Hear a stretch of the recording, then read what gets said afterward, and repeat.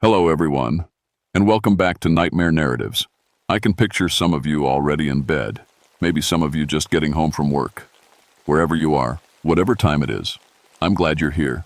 If this helps you relax or sleep, please like and subscribe. It means a lot. Now let's get you comfortable, and I'll tell you tonight's story.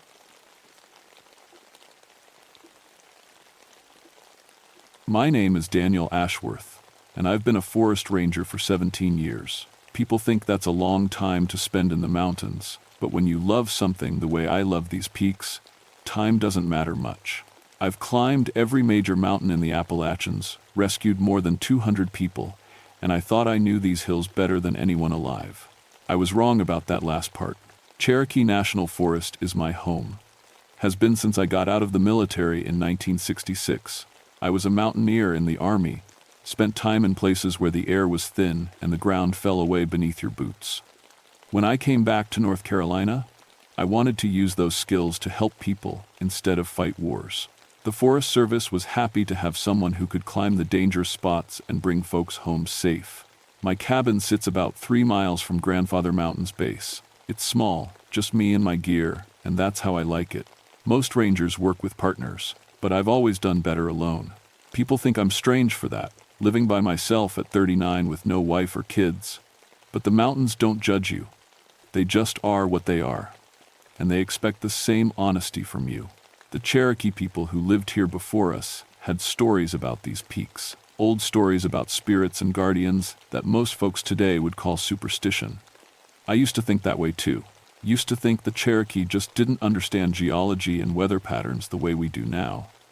But spending 17 years up here teaches you things that don't fit in any textbook. December of 1983 was brutal, even by mountain standards. We had ice storms that knocked out power for weeks, and winds that could push a grown man off his feet. The kind of winter that kills people who don't respect it. I was getting ready to recommend closing the high trails when the call came in about 3 missing climbers. Professional climbers, according to the report. Not weekend warriors or college kids trying to prove something. These were people who knew what they were doing. Mark Bradley, Sarah Chen, and Tom Phillips. All of them had climbed in Alaska and the Rockies. Sarah had even done some routes in the Himalayas.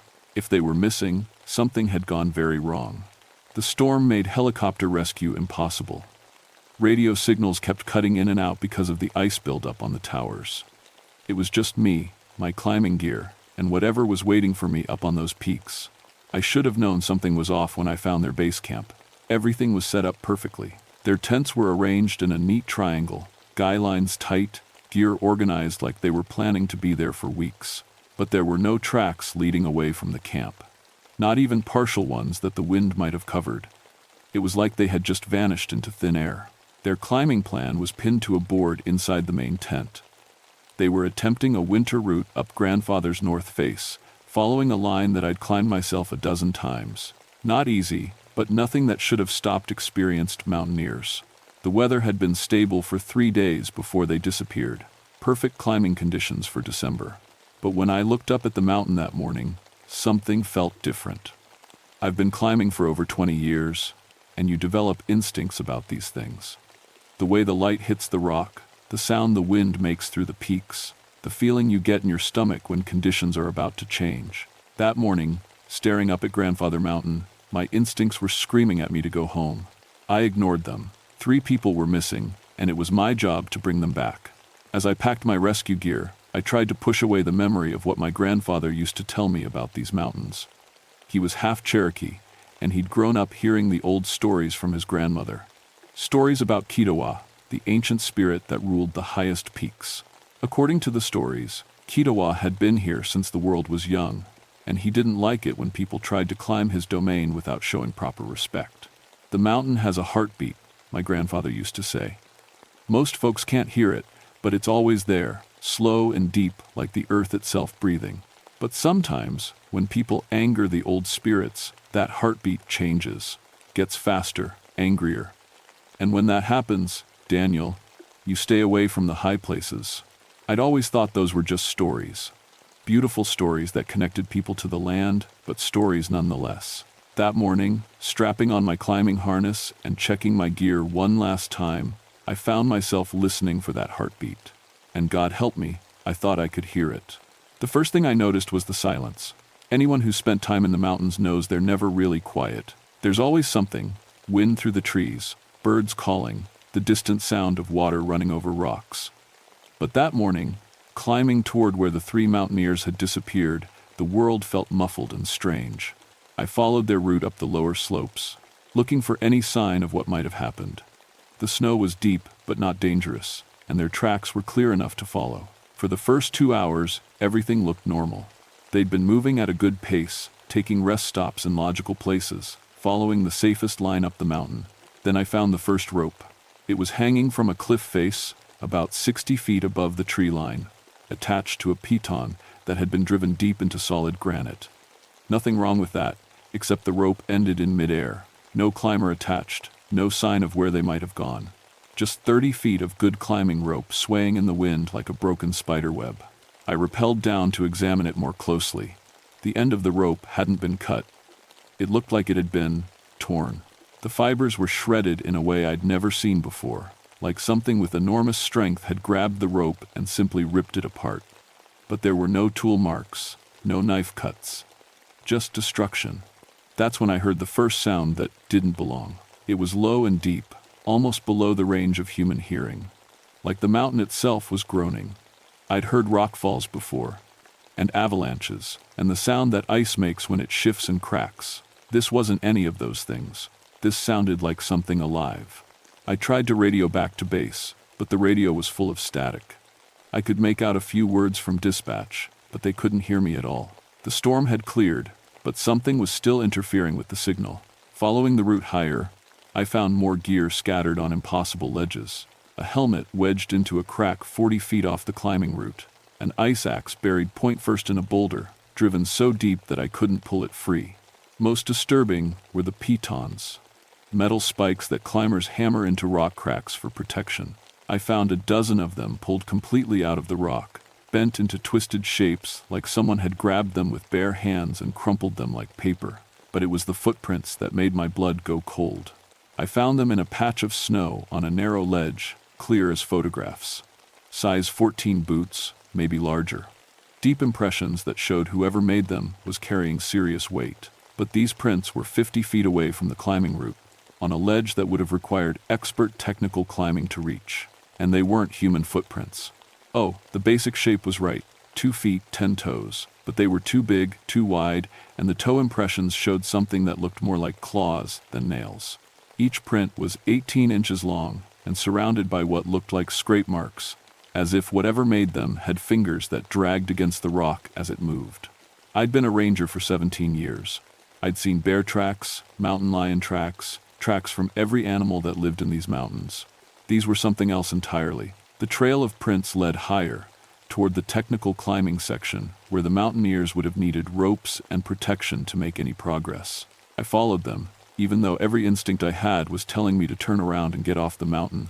That's when I found Sarah Chen. She was hanging from a ledge about 200 feet up, suspended by her climbing harness from a single piton. At first, I thought she might still be alive. People can survive hanging in a harness for hours if they're lucky. But as I got closer, I could see that she wasn't moving, wasn't responding to my calls. The climb to reach her took me almost an hour. The rock was iced over and treacherous, and I had to place protection every few feet to make sure I could get back down safely. When I finally reached the ledge where she hung, what I found made no sense at all. Sarah had been placed there. Not fallen, not blown by wind, placed. Her gear was arranged around her body in a pattern I didn't recognize, forming a rough circle with her ice axes crossed at the head and her ropes coiled in precise spirals. It looked like some kind of ritual, but who could have arranged it? And how had they gotten her body up here without leaving any tracks or ropes? But the most disturbing thing was the expression on her face.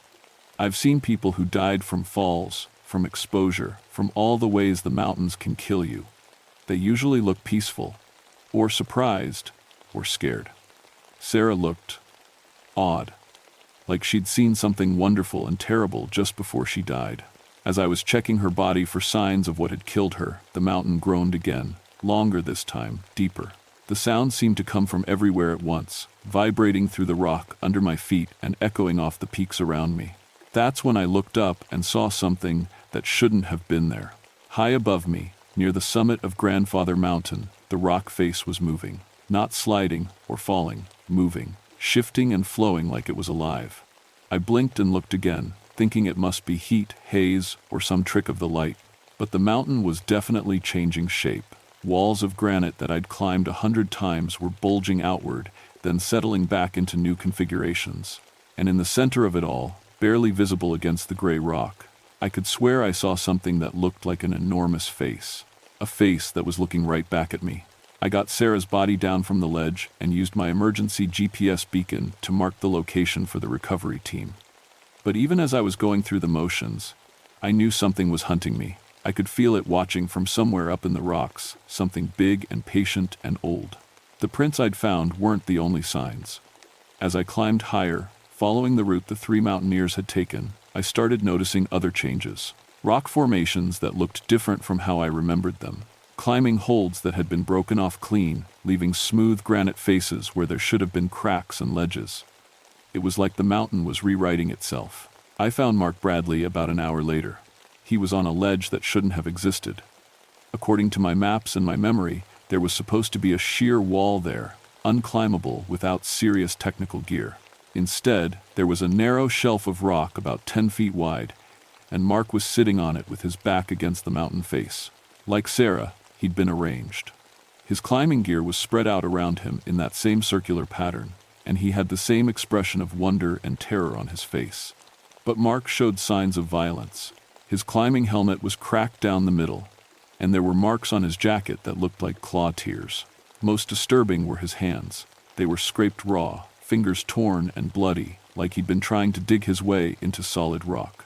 The granite behind him showed scratch marks, shallow gouges that followed the pattern of his desperate clawing. I was examining the scene when I heard the first clear sound of whatever was stalking me. Footsteps, heavy, measured, echoing off the rock walls around me.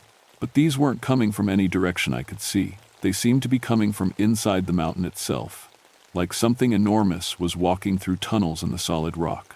My radio crackled to life, and I could hear dispatch trying to reach me. Through the static, I caught a few words. Helicopter crashed, pilot reported. Mountain was moving. Send backup.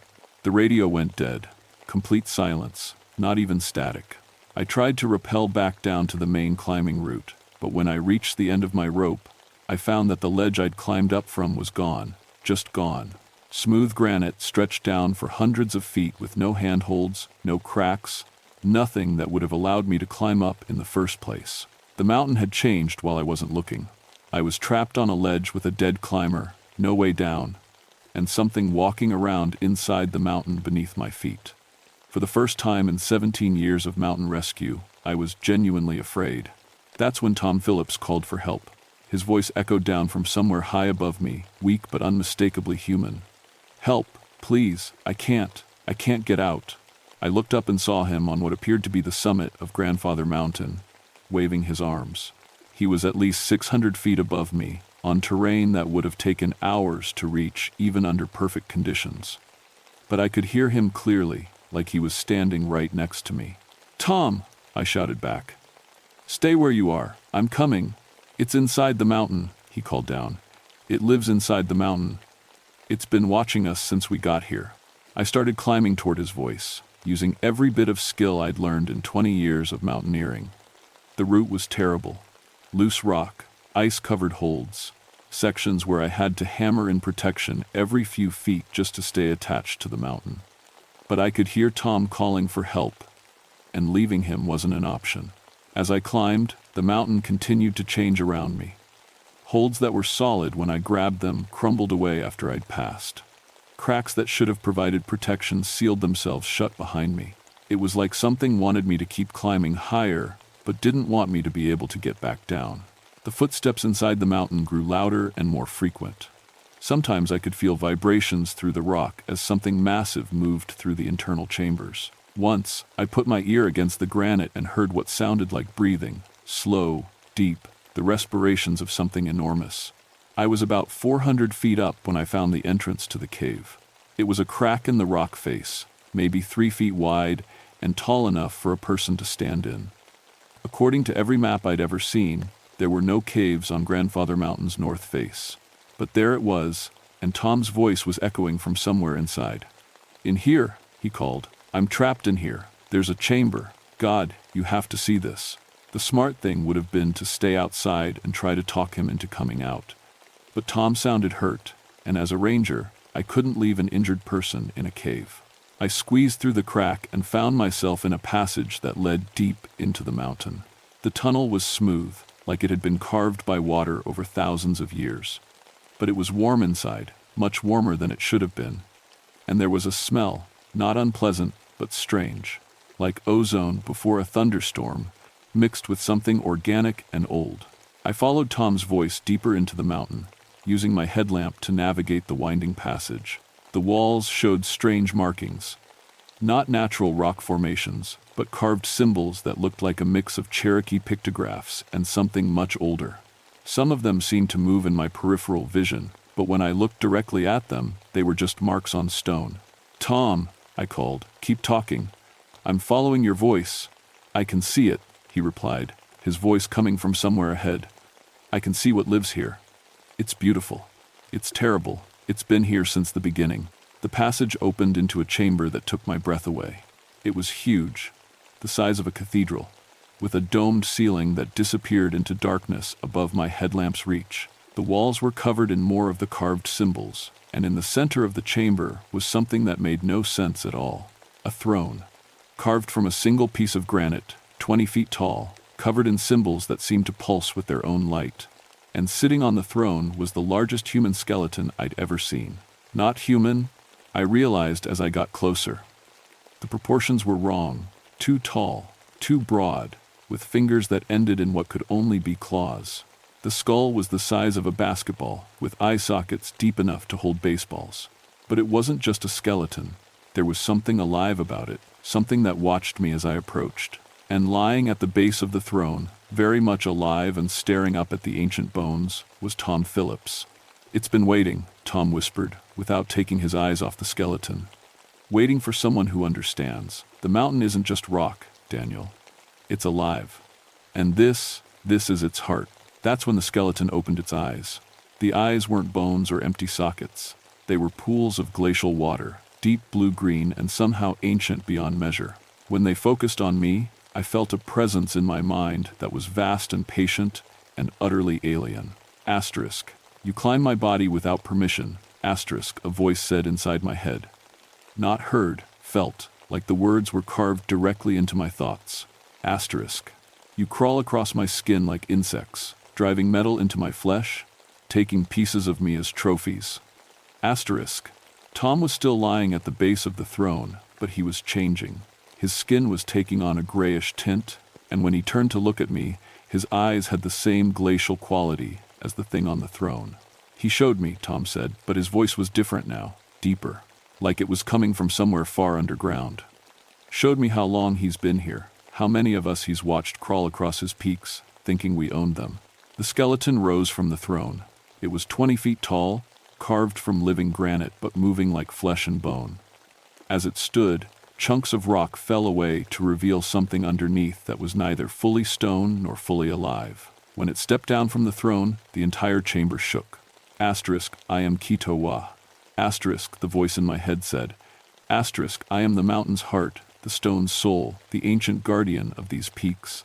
For 10,000 years, I have slept while your kind spread across the earth. But now you come with ropes and metal, claiming dominion over what has always been mine." Asterisk. I backed toward the tunnel entrance, but Tom moved to block my path. His skin was almost completely gray now, and when he smiled, his teeth looked like chips of granite. "You can't leave," he said. "He's making us part of the mountain. We'll be the guardians now. We'll protect his domain from the others who would desecrate it." The entity that called itself Kitowa took another step forward, and I could see that what I'd taken for carved granite was actually something organic. Stone skin stretched over muscles of living rock. Veins of quartz and gold ran through its arms like blood vessels. Its claws were obsidian, sharp enough to cut through steel. Asterisk, "You are different from the others. Asterisk, Kitowa said, studying me with those ancient eyes. Asterisk, you have walked my peaks with respect. You understand the old ways. The proper relationship between the mountain and those who would climb it. Asterisk. I've always tried to respect the mountains, I said, surprised that my voice was steady. My grandfather taught me that. Asterisk, your grandfather's grandmother knew my true name. Asterisk, the entity replied. Asterisk, she left offerings at my sacred places and taught her children to ask permission before climbing the high peaks. But that knowledge died with her generation. Now your kind comes with conquest in their hearts, seeking to master what cannot be mastered. Asterisk. Around the chamber, I could see other figures emerging from the shadows. People in climbing gear, but changed like Tom was changing, their skin gray as granite, their eyes reflecting the strange light of the carved symbols. Some I recognized, climbers who had disappeared over the years, people I'd searched for and never found. Sarah and Mark? I asked. Asterisk. They will join us soon. Asterisk, Kitowa said. Asterisk, as will you. The mountain needs guardians who understand both the old world and the new. You will help me protect this place from those who would harm it. Asterisk. But there was something in the entity's voice that gave me hope. It wasn't entirely certain about me. There was a question there. An offer rather than a command.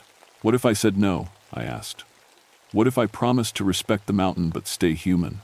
The ancient thing tilted its massive head, considering. Asterisk.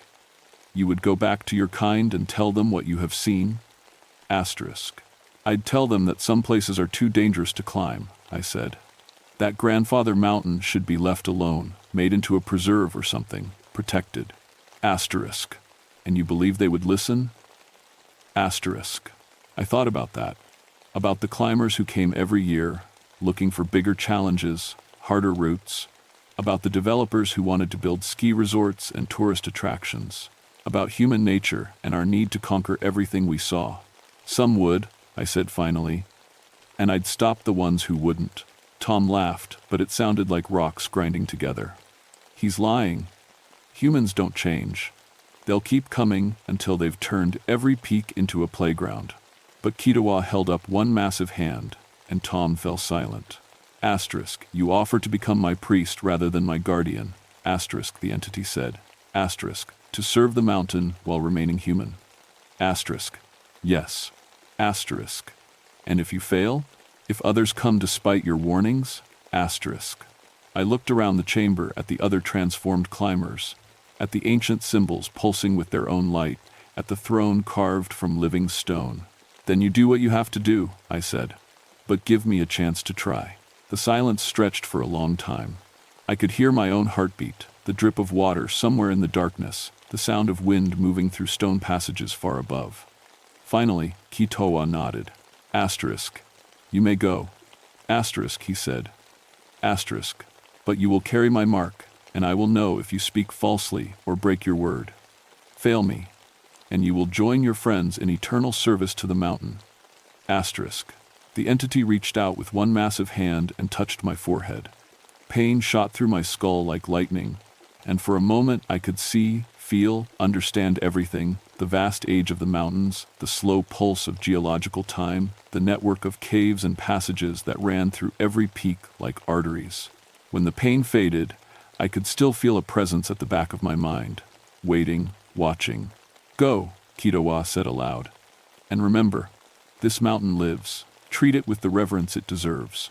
I don't remember much about getting out of the chamber or climbing down the mountain. 1 minute, I was standing in that ancient throne room. The next, I was stumbling into my own cabin as the sun set behind the peaks. My rescue radio was squawking with calls from dispatch, asking for my status and the location of the missing climbers. I told them I'd found 3 bodies, but that recovery would be impossible due to unstable conditions. Avalanche danger, I said, rockfall zones, weather moving in. All true, in their way. The official report listed Mark Bradley, Sarah Chen, and Tom Phillips as victims of exposure and falling rock. The north face of Grandfather Mountain was declared off-limits indefinitely due to extreme geological instability. The families got some closure, and the mountain got some peace. That was 42 years ago. In the decades since, I've done my best to keep my promise to Kitowa. I became the leading advocate for mountain preservation in North Carolina, lobbied for protected status for the high peaks, trained other rangers to recognize and respect the signs that some places are too dangerous for human presence. Most importantly, I've continued doing what I always did, bringing people home safely. But now I have help. The presence in my mind has never left. I can feel Kitowa watching through my eyes sometimes, especially when I'm up on the dangerous peaks. And sometimes, when climbers ignore the warnings and venture into areas they shouldn't, the mountain itself intervenes. Rockfalls that happen just often enough to turn people back. Weather that changes without meteorological explanation. Equipment failures that force retreats, but don't cause serious injury. The mountain has become more subtle in its protection, less violent than it was in 1983. But not always. 3 years ago, a group of extreme climbers decided to attempt a new route up Grandfather's North Face, despite all the warning signs and restricted access notices. They posted videos online about how they were going to conquer the unconquerable peak and prove that modern gear could overcome any natural obstacle. They disappeared on a clear day in perfect weather. I found their base camp set up exactly like the one from 1983. Gear arranged perfectly, no tracks leading away, everything left as if they'd simply vanished into the air. I didn't bother looking for the bodies. I knew where they were. Sometimes, late at night in my cabin, I can hear them, voices echoing down from the high peaks, calling to other climbers. Come see the beautiful chamber, they say. Come see the heart of the mountain. The Mountain King is waiting to meet you. I'm 79 years old now, too old for high-altitude rescue work. They've assigned younger rangers to cover my territory, good people who think the mountain is just rock and ice and wind. I've tried to teach them what my grandfather taught me, but it's hard to explain the old ways to people who've never felt a mountain's heartbeat. Last month, my replacement found something that worried her. Fresh climbing gear scattered on impossible ledges, arranged in circles like some kind of ritual. She asked me about it, wanted to know if I'd ever seen anything like it before. I told her it was probably just rock climbers playing pranks, but I could see she didn't quite believe me.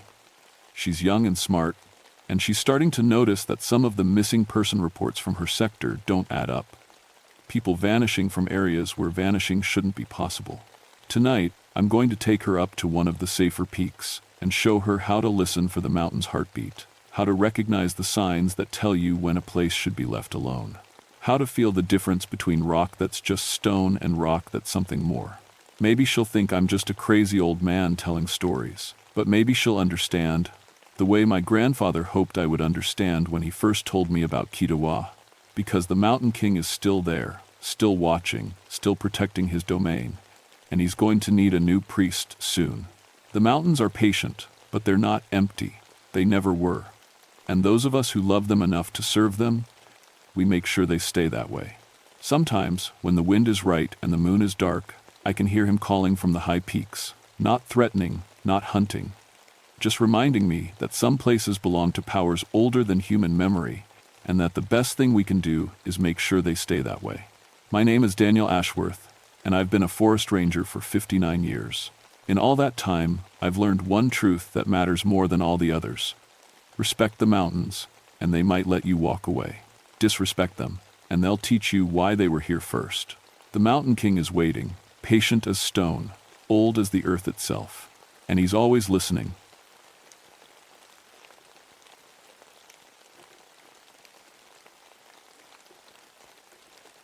My name is Samuel Garrett, and I've been a park ranger for 21 years.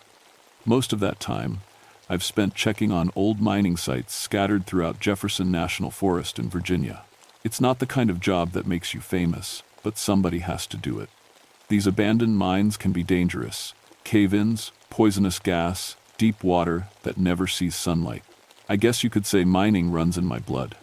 My grandfather worked the coal mines back in the 1940 seconds and 50 seconds. He used to tell me stories about going down into the earth every morning, never knowing if he'd see the sky again. Those stories stuck with me, even after he passed when I was 12. That's probably why I ended up doing this work. Making sure these old places stay sealed up tight, keeping hikers and kids from wandering into places that could kill them. I've documented over 200 abandoned mining sites across these mountains. Each one tells a story, usually a sad one. The Clinch Mountain site was different, though. Always had been. It was August 1988, the kind of summer that makes you feel like you're breathing through a wet towel. I'd been putting off the quarterly inspection of the old Blackrock Coal Company mine for weeks. The site was way up on the mountain, accessible only by a narrow dirt road that wound through dense forest. Even with my truck's air conditioning running full blast, I was sweating by the time I reached the gate. The mine had been sealed in 1952 after what the company called a tragic accident. 73 men died in an explosion. The official report blamed a gas pocket that nobody saw coming. Case closed, families compensated, mine sealed forever. But I'd done enough research to know the official report was missing some important details. Safety violations, ignored warnings, cost-cutting measures that put profits over people. My grandfather had known some of the men who died that day. He never talked about it much, but when he did, his face would go hard as stone. "Those boys didn't have to die, Sam," he'd told me once. "Company knew that mine wasn't safe. They just didn't care." As I parked my truck and grabbed my equipment, I tried to push those old memories aside. I had a job to do. Check the barriers, test for gas leaks, make sure the warning signs were still clear and readable. Standard procedure. The main entrance was blocked by a heavy steel gate, just like it should be. The concrete barriers looked solid. Everything seemed normal until I walked around to check the secondary entrances. That's when I saw the coal dust. Fresh coal dust, scattered in patterns around the sealed entrance like someone had been digging. But that was impossible. This mine had been dead for 36 years. There was no coal dust left to scatter. I knelt down and touched it with my finger. It was real enough, black as night and gritty between my fingers. I looked closer and felt my stomach do a little flip. The dust wasn't scattered randomly. It formed shapes, almost like letters, crude and uneven, but definitely intentional. Justice. Justice. I stood up quickly, looking around the empty forest. The afternoon heat pressed down on me, but I felt cold suddenly. 21 years of checking these sites, and I'd never seen anything like this. Coal dust doesn't arrange itself into words, and there shouldn't be any fresh dust here anyway. I pulled out my camera and took pictures. Then I collected a sample in a small plastic bag. Maybe there was a logical explanation. Maybe some kids had found coal somewhere else and brought it here as a prank. Maybe the wind had blown dust from another site and coincidentally arranged it into letter-like shapes. But as I drove back down the mountain that evening, I couldn't shake the feeling that something was very wrong at the Clinch Mountain site. And that word, justice, kept echoing in my head like a voice calling from deep underground. 3 days later, my radio crackled to life at 6:30 inches the morning. "Sam?" It was Rodriguez, my partner for the past 8 years. He sounded worried. "I'm here, Miguel. What's up?" "Got a call from that environmental survey crew working the Clinch Mountain area. They want to talk to you about the old Black Rock mine. Says it's urgent." I was already reaching for my keys. "What kind of urgent?" "The kind where grown men sound scared, Sam." I met the survey team leader, a guy named Jenkins, at the diner in town. He was maybe 30, college-educated, the kind of person who usually had logical explanations for everything. But his hands shook as he stirred his coffee, and he kept glancing toward the windows like he expected something to be watching him. "We were doing soil samples about half a mile from the mine entrance," Jenkins began. "Yesterday morning, around 8 o'clock, everything was normal at first. Then we started hearing things."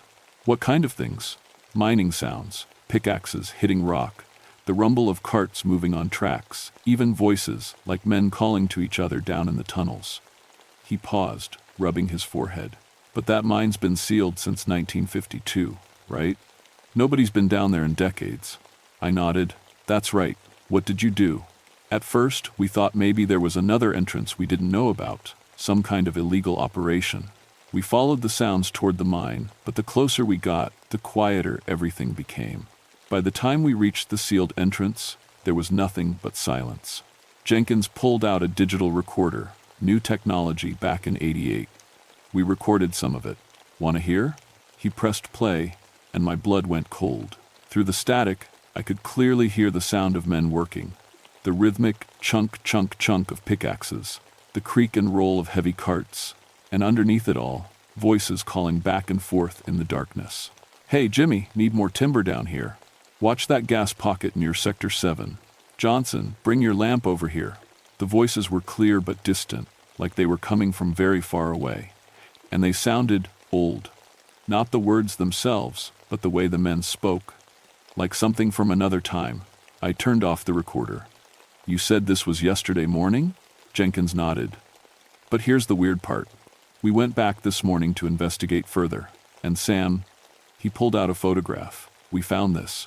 The picture showed the sealed mine entrance, exactly as I'd left it after my inspection. Except now there were fresh lunch pails sitting beside the concrete barrier.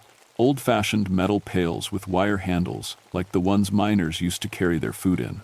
"We didn't touch them," Jenkins continued, "but I could swear I saw steam coming off them, like the food inside was still warm." I stared at the photograph. Those lunch pails hadn't been there 3 days ago. I was certain of that, and if they had been there for any length of time, they'd be rusted and weathered. These looked brand new. "There's something else," Jenkins said quietly. "Temperature readings. Near the mine entrance, our thermometers dropped from 85 degrees to 45 degrees in the space of about 10 feet. For no reason we could figure out. I thought about the coal dust arranged in letters, about the sounds of men who died 36 years ago, about lunch pails that appeared overnight, still warm with food. Did anyone else hear these sounds? My whole crew, 5 people total." Jenkins leaned forward. "Sam, I've been doing environmental surveys for 8 years. I've worked sites all over the country. I've never experienced anything like this. Something's happening up there, and I don't think it's natural." That afternoon, I drove back up to Clinch Mountain alone. Standard protocol said I should wait for backup, but I needed to see for myself. The lunch pails were exactly where Jenkins had photographed them. 5 metal containers, sitting in a neat row like someone had just finished eating and stepped away for a moment. I approached carefully, pulling on rubber gloves before touching anything. The first pail was still warm. Inside, I found a complete lunch from 1952. A sandwich wrapped in wax paper, an apple, a small thermos of coffee that was still steaming. The food looked fresh, like it had been packed that morning, but the newspapers wrapped around the sandwich were yellowed and brittle with age. Headlines from August 1952. The same month the mine exploded. As I examined the second lunch pail, I heard it. Chunk, chunk, chunk. The unmistakable sound of a pickaxe hitting rock, echoing up from somewhere deep underground. I froze, listening. The sound was rhythmic, purposeful. Someone was working down in those sealed tunnels. "Hello?" I called out. My voice echoed off the mountain and died away. The pickaxe sound stopped immediately. Then, from somewhere far below, I heard a voice call back. "Who's up there?" "We're trying to work down here." The voice sounded hollow, distant, but unmistakably human. And unmistakably from another time.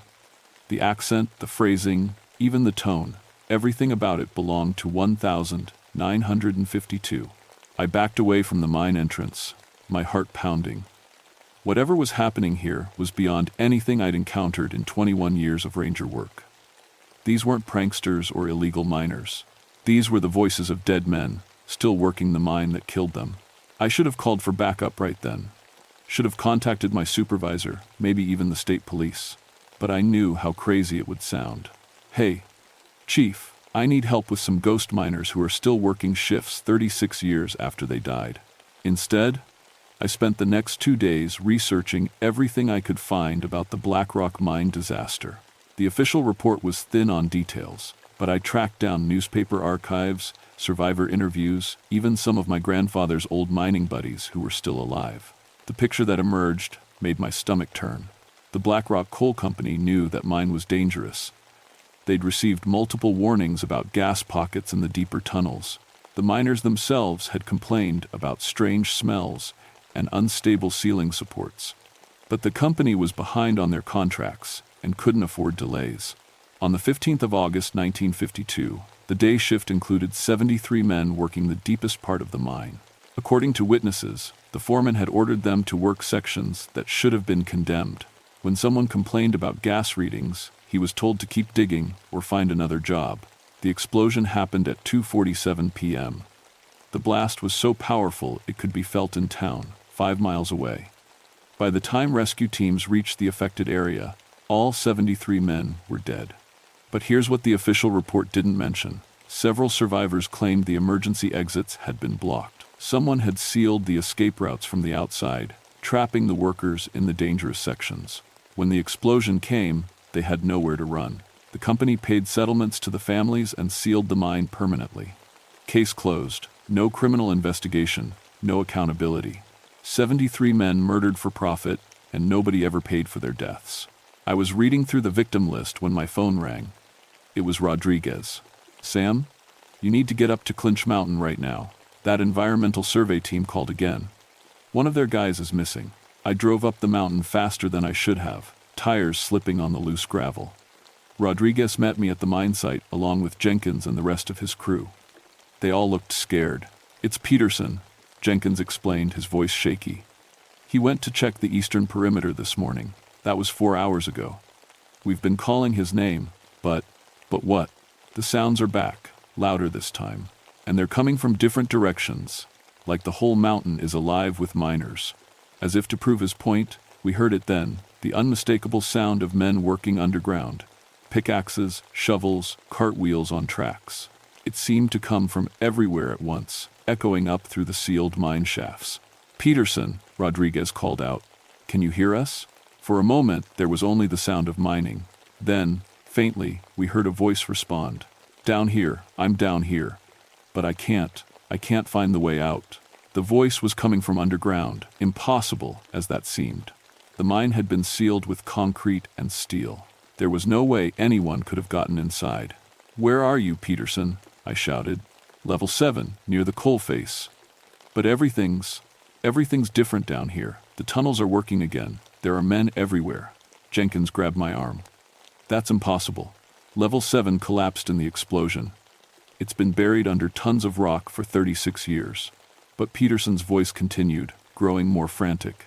They want me to work. They're saying I have to finish the shift. Please, somebody help me. I don't want to be here when the explosion comes. The explosion. He was talking about an explosion that had happened 36 years ago, like it was still going to happen. We have to get down there, I said. Rodriguez shook his head. Sam, that mine is sealed. Even if we could get in, it's not safe. Gas pockets, unstable supports, flooded tunnels. Then how did Peterson get inside? Nobody had an answer for that. We spent the next hour searching for any possible entrance Peterson might have used.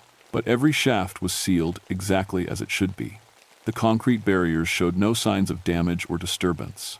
That's when we found Peterson's equipment. His clipboard, radio, and sample bags were scattered around the main entrance like he'd dropped them and run. But there were no footprints leading away from the site. No signs of where he might have gone. Peterson, I called again. His voice came back immediately, but now it sounded different. Flatter, more distant. Can't talk now. Have to work. Foreman says we're behind quota. Have to keep digging. Jenkins went pale. That's not Peterson. That doesn't sound like Peterson at all. He was right. The voice had Peterson's tone, but the words were wrong.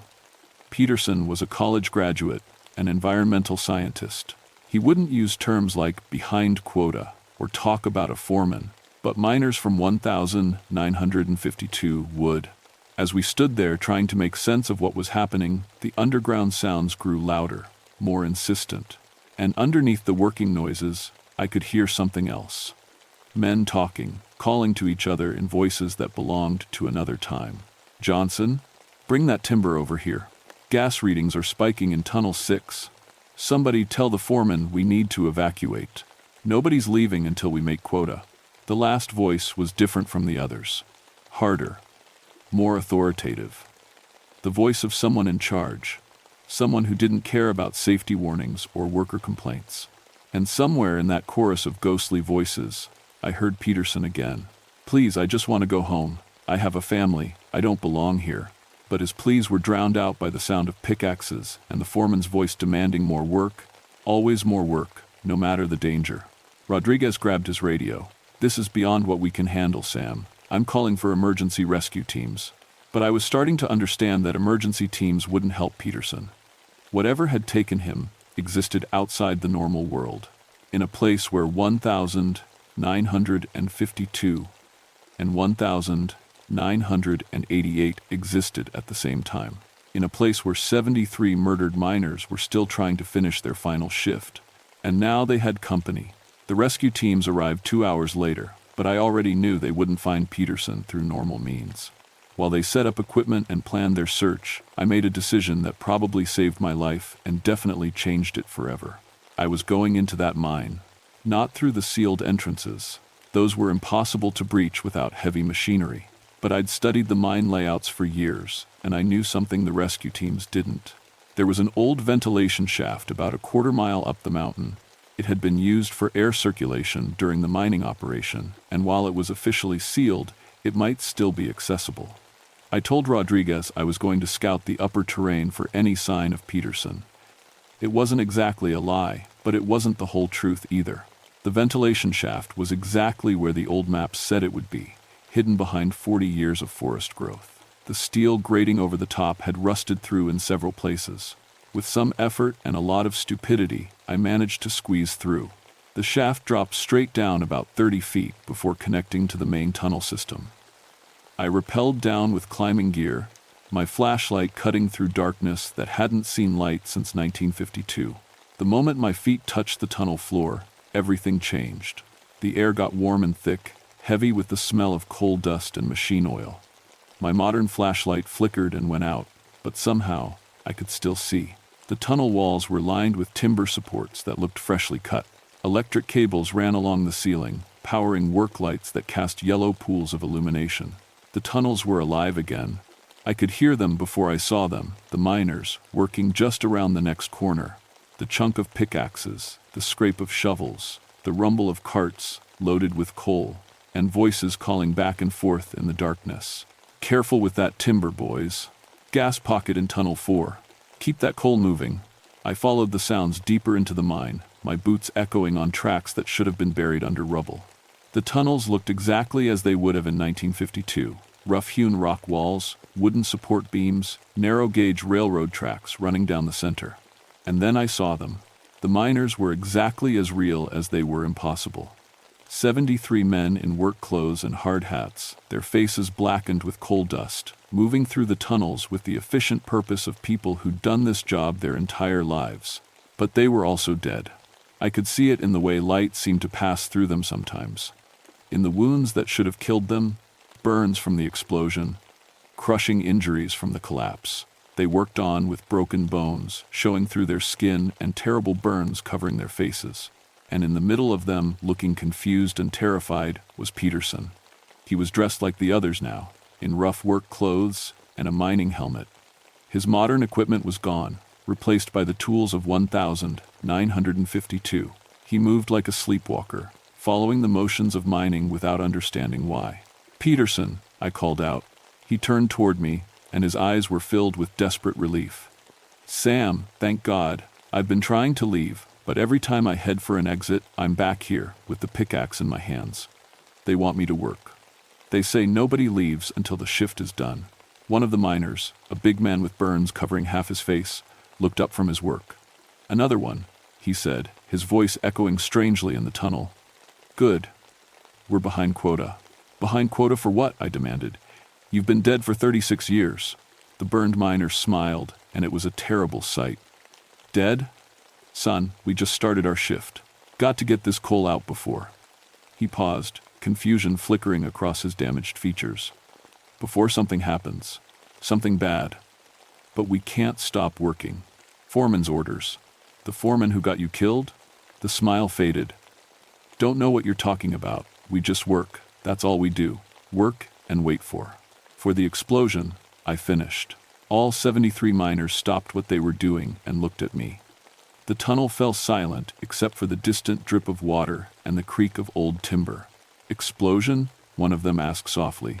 "The 15th of August, 1952, I said.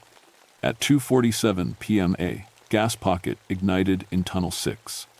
73 men died because the company locked the emergency exits. Because they cared more about coal than lives.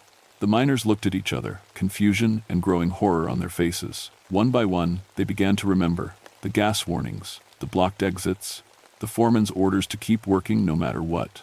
They trapped us, the burned miner whispered. They knew it was dangerous, and they trapped us down here. We tried to run, another added, his voice broken.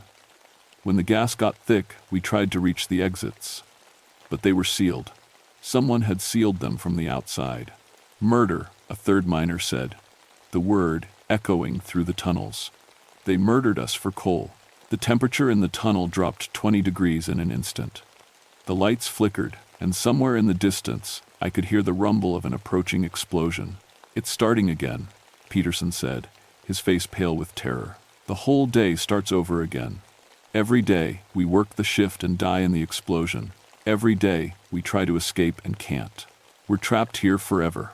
No, I said firmly. You're not trapped, you're waiting. Waiting for what? Justice. Someone to tell the truth about what happened here. Someone to make sure the world knows you were murdered. The burned miner stepped closer. You'll tell them? You'll tell them what the company did? I'm a park ranger, I said. I document mining sites. I write reports. If you let Peterson and me leave, I'll write a report that tells the whole truth. The real story of what happened on the 15th of August, 1952. The rumble was getting closer now. The explosion that had killed them was approaching through time, ready to claim them again. But for the first time in 36 years, they had a choice. You promise? The miner asked. You promise to tell them we didn't die in no accident, that we were murdered? I promise. The miners looked at each other, having a silent conversation that lasted 36 years in the space of a heartbeat. Then, one by one, they nodded. Go, the burned miner said. Go before the explosion comes. And remember us, remember our names. Peterson and I ran through tunnels that were already beginning to collapse around us. Not from present-day cave-ins, but from an explosion that happened decades ago. Behind us, I could hear the miners singing an old coal mining song, their voices growing fainter as we climbed toward the surface. We reached the ventilation shaft, just as the rumble became a roar. I pushed Peterson up first, then hauled myself out into the modern world just as the ground beneath us shook with the force of an explosion that existed in 1952 and 1988 and every day in between. The official report I filed 3 weeks later was unlike anything I'd written in 21 years of ranger work. It included everything: the environmental survey team's recordings, the physical evidence we'd collected, interviews with descendants of the dead miners, and a detailed investigation into the BlackRock Coal Company's safety violations. But most importantly, it included the names. All 73 of them, along with their ages, families, and the circumstances of their deaths. I made sure everyone understood they hadn't died in an accident. They'd been murdered by a company that valued coal more than human life. The report caused a bigger stir than I expected. Newspapers picked up the story. Historians got involved. The families of the dead miners finally had official acknowledgement of what they'd always known. Their fathers and husbands and brothers had been sacrificed for profit. A memorial was built at the site, listing all 73 names and the truth about their deaths. Peterson left environmental surveying after what happened. Last I heard, he was teaching high school science in Ohio, about as far from mines as he could get. He never talked about what happened in those tunnels, but sometimes when he called to check in, I could hear the relief in his voice. Relief that he'd escaped something that had no intention of ever letting him go. As for me, I stayed on as a ranger for another 12 years before retiring. I continued documenting abandoned mining sites, but now I paid more attention to the stories they told. How many other sites held secrets like Clinch Mountain? How many other groups of workers had died for corporate greed and been forgotten? I never heard the miners again after that day. The mountain fell silent, the way it should have been all along. But sometimes, when I drive past the memorial, I think I can see them in the distance, 73 figures standing quietly among the trees, finally at peace. They got their justice in the end. Not the legal kind. The men responsible were long dead by 1988. But they got something maybe more important. They got remembered. They got their names carved in stone, and their story told truly. Sometimes that's all the dead really want, for someone to remember that they lived, and to make sure everyone knows how they died. The Clinch Mountain mine stays sealed now, and the forest has reclaimed most of the mining roads. But the memorial stands, and every August 15th, people still come to leave flowers and remember 73 men who went to work one morning and never came home. Because someone finally told their story. Someone finally gave them justice.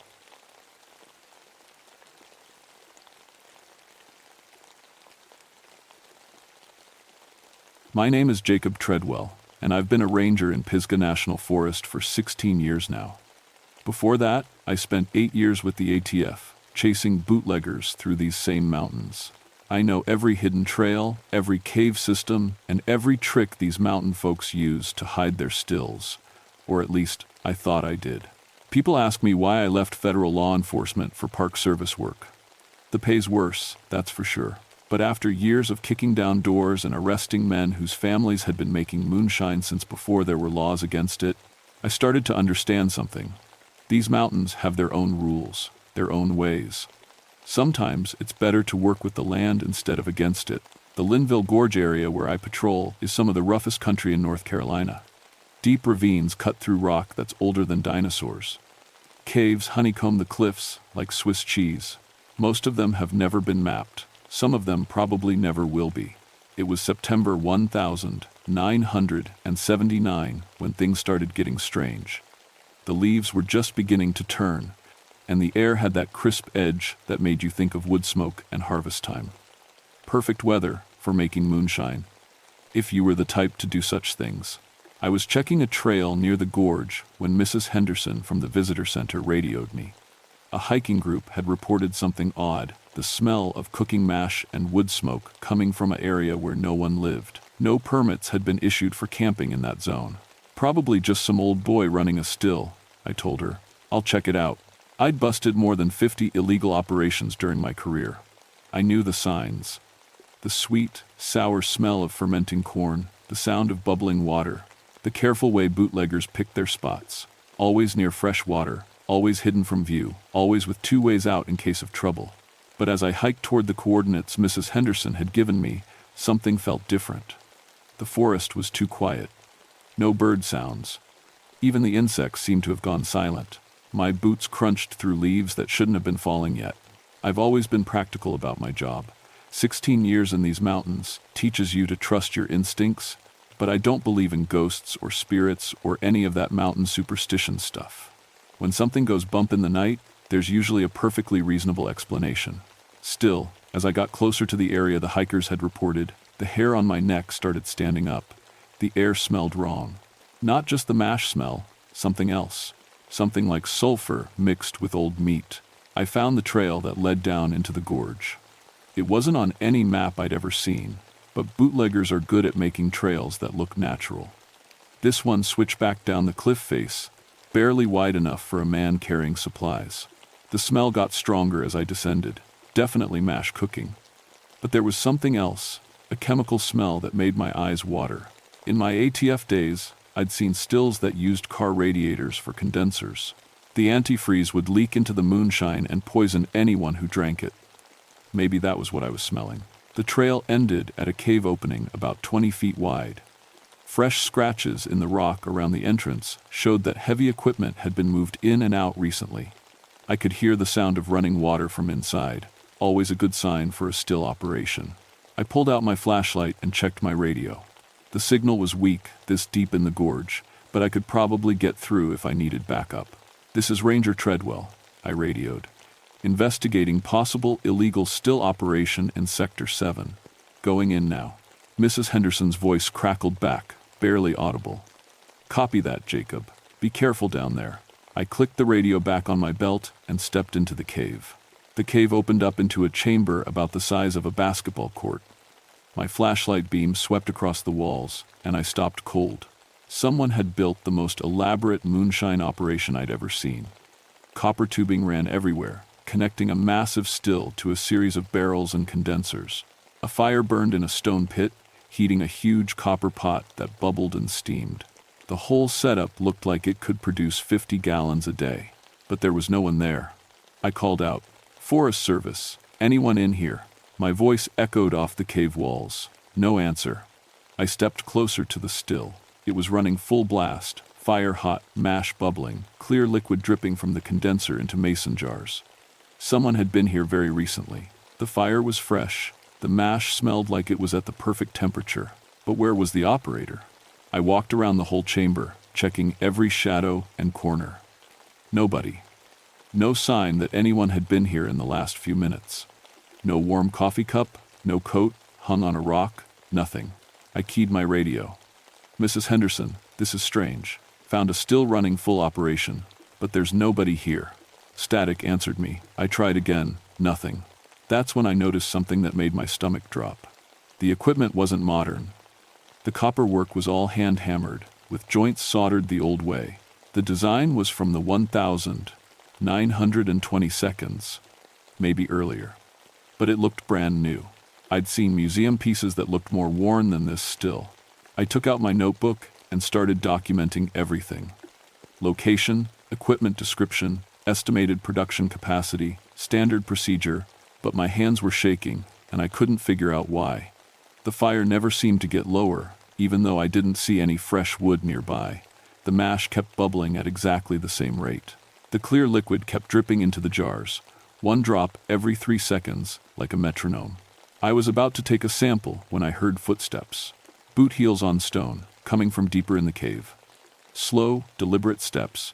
"Forest Service," I called out. "I need to speak with you." The footsteps stopped. I aimed my flashlight toward the back of the cave. The beam disappeared into a tunnel I hadn't noticed before, dark as the inside of a grave. "Sir, ma'am? I'm Ranger Treadwell. I just need to talk to you about your operation here." Silence. Then the footsteps started again, but now they were circling around me, staying just outside my flashlight beam. I spun around, trying to track the sound. It was like playing hide-and-seek with someone who knew these caves better than I knew my own backyard. "Look," I said, keeping my voice calm, "I'm not ATF anymore. I'm not here to arrest anybody. Just need to make sure this operation is safe." A voice answered from the darkness. Low, gravelly, like a man who'd been smoking for 50 years. "Ain't nothing unsafe about my work, Ranger man. Been making the finest moonshine in these mountains for longer than you've been alive." I turned toward the voice, but my flashlight beam hit empty air. "Could you step out where I can see you, sir? Just want to have a conversation." A laugh echoed through the cave. Not a pleasant sound. "Oh, you'll see me soon enough. Question is, you gonna stick around long enough for a taste? This here's the best moonshine ever made. Got a special recipe. Secret ingredient." I backed toward the cave entrance. Something about that voice made my skin crawl. It didn't sound quite right. Like the words were being spoken underwater, or from very far away. "I appreciate the offer, but I'm on duty. Can't drink on the job." "That's a shame, Ranger man. Real shame. Once you taste my moonshine, nothing else ever satisfies. Folks keep coming back for more, and more, and more." I was almost to the cave entrance when I heard something that stopped me dead. Another set of footsteps. Young voices, laughing and talking. 3 teenagers emerged from the tunnel in the back of the cave. 2 boys and a girl, maybe 16 or 17 years old. They walked straight to the still, like they owned the place. "Hey," I shouted, "you kids need to get out of here right now. This is dangerous." They turned to look at me, and my blood went cold. Their eyes were completely black. Not just the pupils, the whole eye, like looking into deep water at night. And they were smiling, but not with their mouths. The smiles were in their eyes, cold and hungry. "Ranger man," the girl said in a voice too old for her face, "you should try some of this moonshine. It's real good. Makes you feel different." One of the boys was already filling a mason jar from the still. The clear liquid looked normal enough, but when he held it up to my flashlight, it seemed to move on its own. Like there was something swimming in it. "I'm ordering you to leave this cave immediately," I said, reaching for my radio. The teenagers just laughed. All 3 of them, at the same time, in perfect harmony. It was the most unnatural sound I'd ever heard. That's when I ran. I burst out of that cave like the devil himself was chasing me. Which, thinking back on it now, might not be far from the truth. I scrambled up the narrow trail, loose rocks sliding under my boots. Behind me, I could hear that horrible laughter echoing out of the cave. It followed me all the way to the top of the gorge. My radio crackled to life as soon as I reached higher ground. "Jacob? Jacob, are you there?" Mrs. Henderson's voice was full of worry. "You've been out of contact for 2 hours." 2 hours? I checked my watch. It was past 5 in the afternoon. I'd gone into that cave at 3:15, but it had felt like maybe 20 minutes. "I'm here," I said. "Send a car to pick me up at the gorge trailhead, and call the sheriff's department. We've got miners in a dangerous situation down there." By the time Sheriff Williams arrived with backup, the sun was setting behind the mountains. I told him about the still, about the teenagers with the black eyes. He listened without interrupting, which I appreciated. Jim Williams had been sheriff for 12 years. He'd seen enough strange things in these mountains to keep an open mind. "You sure about those kids?" he asked. "The Henderson twins went missing 3 days ago, 16 years old, both of them. And there was a boy from town, Tommy Morrison. His folks reported him gone yesterday." My stomach clenched. "What did they look like?" Jim described them. It matched what I'd seen perfectly. We went down into the cave with 4 deputies and enough flashlights to light up a football field. The still was still running, fire burning bright, mash bubbling away.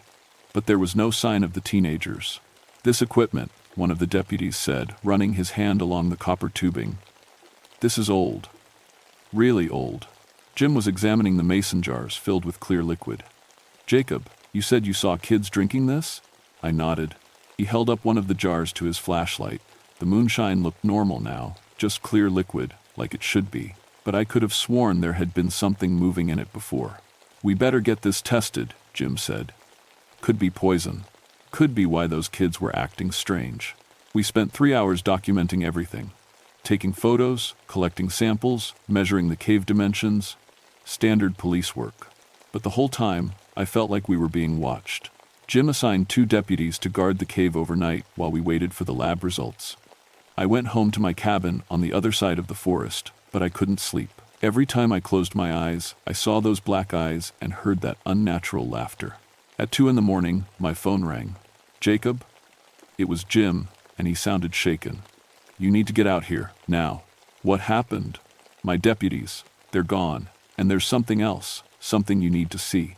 I threw on my clothes and drove through the dark mountain roads faster than was safe. When I got to the gorge, Jim was standing at the trailhead with a flashlight that trembled in his hand. "They're not responding to radio calls," he said. "Been trying for an hour." We went down the trail together. The cave mouth yawned open like a hungry mouth. Jim's flashlight beam penetrated about 10 feet into the darkness before it seemed to get swallowed up.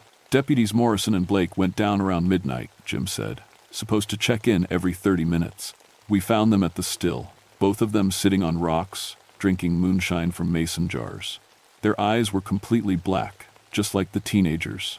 "Evening, Sheriff," Deputy Morrison said, in a voice that wasn't quite his own. "Care for a drink? This here's the finest moonshine in North Carolina."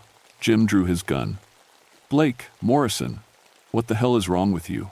Deputy Blake laughed. "Nothing wrong, boss. Everything's perfect. Never felt better in my life." That's when I saw him. Standing in the shadows behind the still, watching us with eyes like burning coals, a man in overalls and a torn shirt, his face half melted like he'd been in a fire. When he smiled, his teeth were black as pitch. "Welcome back, Ranger Man," he said. "I see you brought friends. Always got room for more in my operation." Jim's gun was shaking in his hands. "Who are you? What did you do to my men?" And the burned man stepped into the light, and I saw the full horror of him.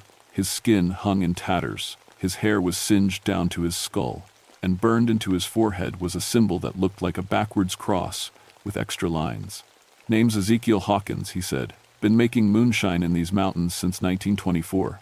Got a special deal, you see, special contract. Makes the finest liquor you ever tasted, and all it costs is your soul." Jim fired his gun. The bullet went right through Hawkins like he was made of smoke. The burned man just laughed. "Can't kill what's already dead, Sheriff, but you can join us. All you gotta do is take one sip, one taste of my special recipe, and you'll never want to leave." Deputy Morrison stood up, moving like a sleepwalker. "Come on, Sheriff. It's good, really good. Makes all your troubles go away." That's when I noticed something carved into the cave wall. Words burned into the rock like they'd been written with acid. Asterisk, Ezekiel Hawkins, sold soul to the devil for the perfect moonshine recipe. September 21, 1924. 924. Asterisk. Below that, in fresher burns. Asterisk Tommy Morrison, September 12, 1979. Asterisk. Asterisk. Sarah Henderson, September 12, 1979. Asterisk. Michael Henderson, September 12, 1979. Deputy James Blake, September 15, 1979. Deputy Thomas Morrison, September 15, 1979. The wall was covered with names, dozens of them, some carved deep and old, others fresh and still smoking. Jim saw what I was looking at. Jesus Christ, he whispered. He ain't got nothing to do with this, Hawkins said. This here's devil's work, and business has been real good lately. The temperature in the cave dropped 20 degrees in the space of a heartbeat. Our breath came out in white puffs, and frost started forming on the copper tubing. Sheriff Williams, Deputy Blake said, his voice dreamy and distant. You should really try this moonshine. It makes everything so clear, so simple. Both deputies started walking toward us, mason jars in their hands. Their black eyes reflected our flashlight beams like an animal's eyes in headlights. Jim, I said quietly, we need to get out of here, now. But the cave entrance was blocked. 3 more figures stood silhouetted against the night. The missing teenagers, their heads tilted at impossible angles. No one leaves, the Henderson girl said. Mr. Hawkins needs more workers, more souls for his special recipe. Hawkins stepped closer, and the smell of sulfur and burning meat got stronger. See, Ranger man, I made me a deal back in 24. Times were hard. Revenue agents everywhere couldn't make a decent living. Then this fella comes to me, nicely dressed, real polite, and offers me a bargain. Perfect moonshine recipe in exchange for my soul. He gestured toward the still with a burned, skeletal hand. Thought I was getting a good deal. Figured I'd make my fortune and retire rich. Didn't read the fine print. What fine print? Jim asked, though his voice was shaking. Contract says, I gotta keep making moonshine forever. And anyone who tastes it, their soul belongs to my new boss too. Been running this operation for 55 years now. Some folks call it hell. I call it job security. The deputies were getting closer. Behind them, I could see more figures emerging from the deeper tunnels, dozens of them, men and women in clothes from different time periods, some from the 1922, others more recent, all with the same black eyes. This is impossible, Jim whispered. Lot of things in these mountains folks call impossible, Hawkins said. Cherokee knew better. They called this place cursed long before white folks ever showed up. Devils got roots here deeper than the oldest trees. I backed against the cave wall and felt something wet on my fingers. Water was seeping through the rock. Mountain spring water, ice cold and clean. That's when I remembered something my grandmother used to tell me. Cherokee stories about sacred springs that could wash away evil spirits. About water, blessed by the old ways that could break curses. I cupped my hands and caught as much of the spring water as I could. You want some sacred water? I said to Hawkins. Cherokee blessed springs. Let's see how your devil's contract stands up to that. I threw the water at the burning man. He screamed like a wildcat caught in a trap. Where the water hit him, his burned flesh started smoking and cracking. The symbol on his forehead began to fade. No, he howled. You don't understand. If you break the contract, all these souls go back where they came from. They've been dead for decades. The cave started shaking. Rocks fell from the ceiling. The still's fire went out with a sound like a thunderclap. All around us, the people with black eyes stopped moving. They turned to look at Hawkins with expressions of confusion and fear. What's happening? Deputy Morrison said in his own voice. Where are we? The teenagers looked around the cave like they were waking up from a bad dream. How did we get here? Sarah Henderson asked. I kept splashing spring water on everything I could reach. The still, the walls, the floor. Each drop seemed to burn away a piece of the darkness. Hawkins was falling apart like a scarecrow in a windstorm. 55 years, he moaned. 55 years of service. He promised me eternal life. He gave you eternal slavery, I said. Time to let go. A voice echoed through the cave, deeper than thunder, colder than winter wind. It spoke words in a language I didn't recognize, but somehow I understood. The devil was not pleased. The cave shook harder. Cracks appeared in the walls. Water poured from the spring faster now, forming a stream that ran toward the back tunnels. "We have to get out of here," I shouted. "The whole place is coming down." Jim grabbed the two deputies and started pushing them toward the entrance. I helped the teenagers, their eyes slowly returning to normal colors. Hawkins made one last desperate lunge at us. "If I can't have your souls, I'll take your lives." I threw the last of the spring water right in his face. He disintegrated like ash in a windstorm. The symbol on the cave wall cracked and crumbled. The devil's contract was broken. We ran for the entrance as the mountain itself seemed to be trying to crush us. Rocks fell like rain. The sound of rushing water filled the tunnels behind us. We made it out just as the cave entrance collapsed. Tons of rock sealed the devil's moonshine operation forever, or at least until someone else was foolish enough to dig it up. The teenagers had no memory of the last 3 days. The deputies remembered going into the cave, but nothing after that. Jim decided to report it as a rock slide caused by underground spring activity. No mention of supernatural moonshine or deals with the devil. "Who's going to believe it anyway?" he said. I spent the next week researching Ezekiel Hawkins. Found his name in county records from 1924. He'd been found dead in a cave-in at his illegal still operation. Body so burned, the coroner couldn't determine cause of death. The cave had been sealed and forgotten, until now. I also found something else in the old records. References to other deals made in other parts of the mountains. Cherokee stories about white men who sold their souls for various reasons. Gold, land, perfect crops, beautiful wives. Most of them ended badly. Mrs. Henderson transferred to a park in Tennessee the following month. Said she needed a change of scenery. Jim Williams retired early and moved to Florida. The deputies requested transfers to other counties. I stayed. Someone has to keep an eye on these mountains. Someone has to know which places are safe and which ones should be left alone. These hills are old, older than human memory. The Cherokee understood that. They knew there were powers here that demanded respect. I learned to carry a water bottle filled from the sacred spring. Cherokee elder named Joseph Crow Dog taught me the proper blessings. He didn't seem surprised when I told him what had happened. "White man always thinks he can make deals with forces he doesn't understand," he said. "Mountain spirits don't care about your contracts and laws. They follow older rules." Sometimes, late at night, when I'm patrolling the deep woods, I smell wood smoke and cooking mash. I hear the sound of bubbling stills from places where no stills should be. I find mason jars filled with clear liquid sitting on tree stumps like offerings. I pour them out and say a prayer. The Cherokee were right. These mountains are alive, and they remember everything. Every deal, every betrayal, every soul sold for temporary gain. The devil may have lost his claim on Ezekiel Hawkins, but he's got plenty of other contracts throughout these hills. My job now is to make sure no one else stumbles into those old agreements. To watch for signs of supernatural activity and deal with it before it spreads.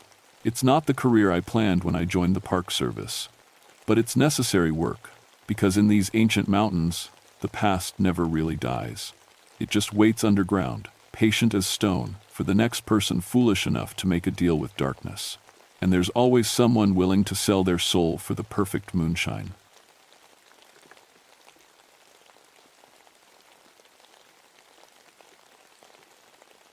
My name is Margaret Thornfield, and I've been a park ranger in West Virginia's Cranberry Wilderness for 15 years. People always ask me why I chose this job. The truth is, I love plants. I have a degree in botany, and there's something magical about how things grow in these ancient mountains. I know every trail, every creek, and every plant species in my section of the Monongahela National Forest. At least, I thought I did until May of 1985. The Cranberry Wilderness is special. It's 25 miles from the nearest road, and most visitors never make it past the easy trails. But I love the deep places, especially Whispering Creek. The water runs cold and clear, fed by mountain springs that have been flowing for thousands of years. The soil around that creek is rich and dark, perfect for growing things. I've collected folk remedies from the old-timers in the area for years. Mountain people have always known which plants heal and which ones hurt. They passed down this knowledge from their grandparents, who learned it from their grandparents. Some of the stories go back to the 1700s, when the first settlers came to these hills. That's when I first heard about the witch. Old Mary Hoskins told me the story, one rainy afternoon. She was 87 and sharp as a tack. Her family had been in these mountains since before the Revolutionary War. There was a woman lived by Whispering Creek, Mary said, rocking in her chair. This was back in 1742. She knew plants better than anybody. When folks got sick, they went to her. She could cure fever, stop bleeding, ease pain. But when the sickness came, the big sickness that killed whole families, people got scared. What kind of sickness? I asked. Some kind of plague. Children dying in their beds, grown men falling over in the fields. The woman by the creek worked day and night, trying to save folks with her herbs, but people started whispering, said she must be causing the sickness. Why else would she be the only one who didn't get sick? Mary's voice dropped low. They burned her alive, right there by the creek where she gathered her healing plants. They said she was a witch. That's terrible, I said. Story goes, she cursed them as she died. Said the plants would remember. Said they'd know the difference between those who heal and those who hurt. Mary looked out the window toward the mountains. Folks still won't gather herbs by that creek. Say the plants there ain't right. I laughed it off back then. I'm a scientist. I believe in soil chemistry and growing seasons, not curses. But I made a note to check out Whispering Creek more carefully. If there really were unusual plants there, it could be because of the mineral content in the water, or maybe the way the valley protected certain species from harsh weather. That was my first mistake, thinking science could explain everything. The call came in on a Tuesday morning. Dr. James Peters from the university was bringing a research team to study rare plant species in the wilderness. They'd gotten permission to take samples from several areas, including Whispering Creek. They're looking for plants that might have medical value. My supervisor told me, "You know the area better than anyone. I want you to guide them." I was excited. It's not often I get to work with real researchers. Maybe we'd discover something important. Maybe we'd find new ways to use the old healing plants. I met the team at the ranger station on Wednesday morning. Dr. Peters was a thin man with thick glasses and nervous hands. His assistant, Dr. Sarah Chen, was young and enthusiastic. They had 2 graduate students with them, plus enough equipment to study every leaf and root in the forest. We're particularly interested in plants that show unusual growth patterns, Dr. Peters explained as we loaded their gear. Plants that grow in combinations that shouldn't work or in soil that shouldn't support them. Like what? I asked. Well, we've heard reports of medicinal plants growing right next to poisonous ones. Plants that normally need different soil types growing side by side. Things that don't make sense according to normal botanical principles. We hiked out to Whispering Creek that afternoon. It's a beautiful spot, a narrow valley where the water runs shallow over smooth stones. Ancient hemlock trees block out most of the sunlight, keeping everything cool and damp. The moment we stepped into the valley, I knew something was different. The plants were wrong. I can't explain it any other way. I know every plant in these mountains, and I know where they're supposed to grow.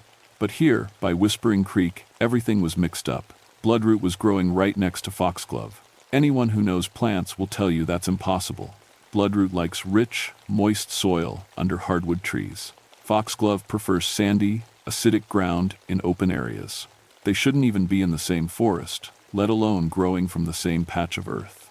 But there they were, their roots tangled together like old friends. This is fascinating, Dr. Peters said, setting up his equipment. Sarah, get soil samples from around each plant cluster. Dr. Chen knelt down with her collection kit. The moment her gloved hand touched the soil near a group of ginseng plants, she jerked back with a yelp. "What's wrong?" I asked. She pulled off her glove. Her palm was covered with red welts, like she'd grabbed a handful of poison ivy. "I don't understand," she said. "The glove should have protected me, and there's no poison ivy here." I looked closer at the plants she'd been sampling. Ginseng, golden seal, and wild ginger, all valuable medicinal plants, all perfectly safe to touch. I'd handled them hundreds of times. "Let me try," I said, reaching toward the same spot. "Don't." Dr. Peters grabbed my wrist. If it burned through her gloves. "These are healing plants," I said. "They don't hurt people." But even as I said it, I felt a chill run down my spine. The plants looked wrong somehow. Their leaves were too green, their stems too thick, and there was a smell in the air, sweet and rotting at the same time. We moved to a different spot, but the same thing happened. Dr. Chen tried to take samples from what looked like perfectly normal herbs, and her equipment started giving impossible readings. The pH meter says this soil is both highly acidic and highly alkaline, she said, checking her instruments. That's not possible. Maybe the equipment is broken, suggested Mike, one of the graduate students. But when they tested other areas, everything worked fine. It was only here, around these specific plant clusters, that the readings went crazy. That's when we heard the sound. It was faint at first, a rhythmic grinding, like someone crushing seeds with a mortar and pestle. The sound seemed to come from deeper in the valley, where the creek disappeared around a bend. Someone's out there, Dr. Peters said. No, I shook my head. The nearest trail is miles from here. Nobody else should be in this area. But the grinding continued, steady and purposeful. Mixed in with it, I could hear other sounds, the rustle of leaves being sorted, the clink of glass containers, the soft murmur of a woman's voice. Should we check it out? Mike asked. I didn't want to. Every instinct I had was screaming that we should leave this valley and not come back. But I'm a ranger. It's my job to know who's in my forest and what they're doing. Stay together, I said, and don't touch anything else. We followed the creek deeper into the valley. The trees grew thicker here, their branches forming a canopy so dense that it felt like walking through a green tunnel. The sound of grinding grew louder, joined now by other noises, the crackling of a fire, the bubble of boiling water. The smell got stronger too, sweet herbs mixed with something bitter and medicinal. It should have been pleasant, but it made my stomach turn. We rounded the bend in the creek and found the source of the sounds. There was a garden. It shouldn't have been there. I'd hiked this valley dozens of times, and I'd never seen any kind of cleared area.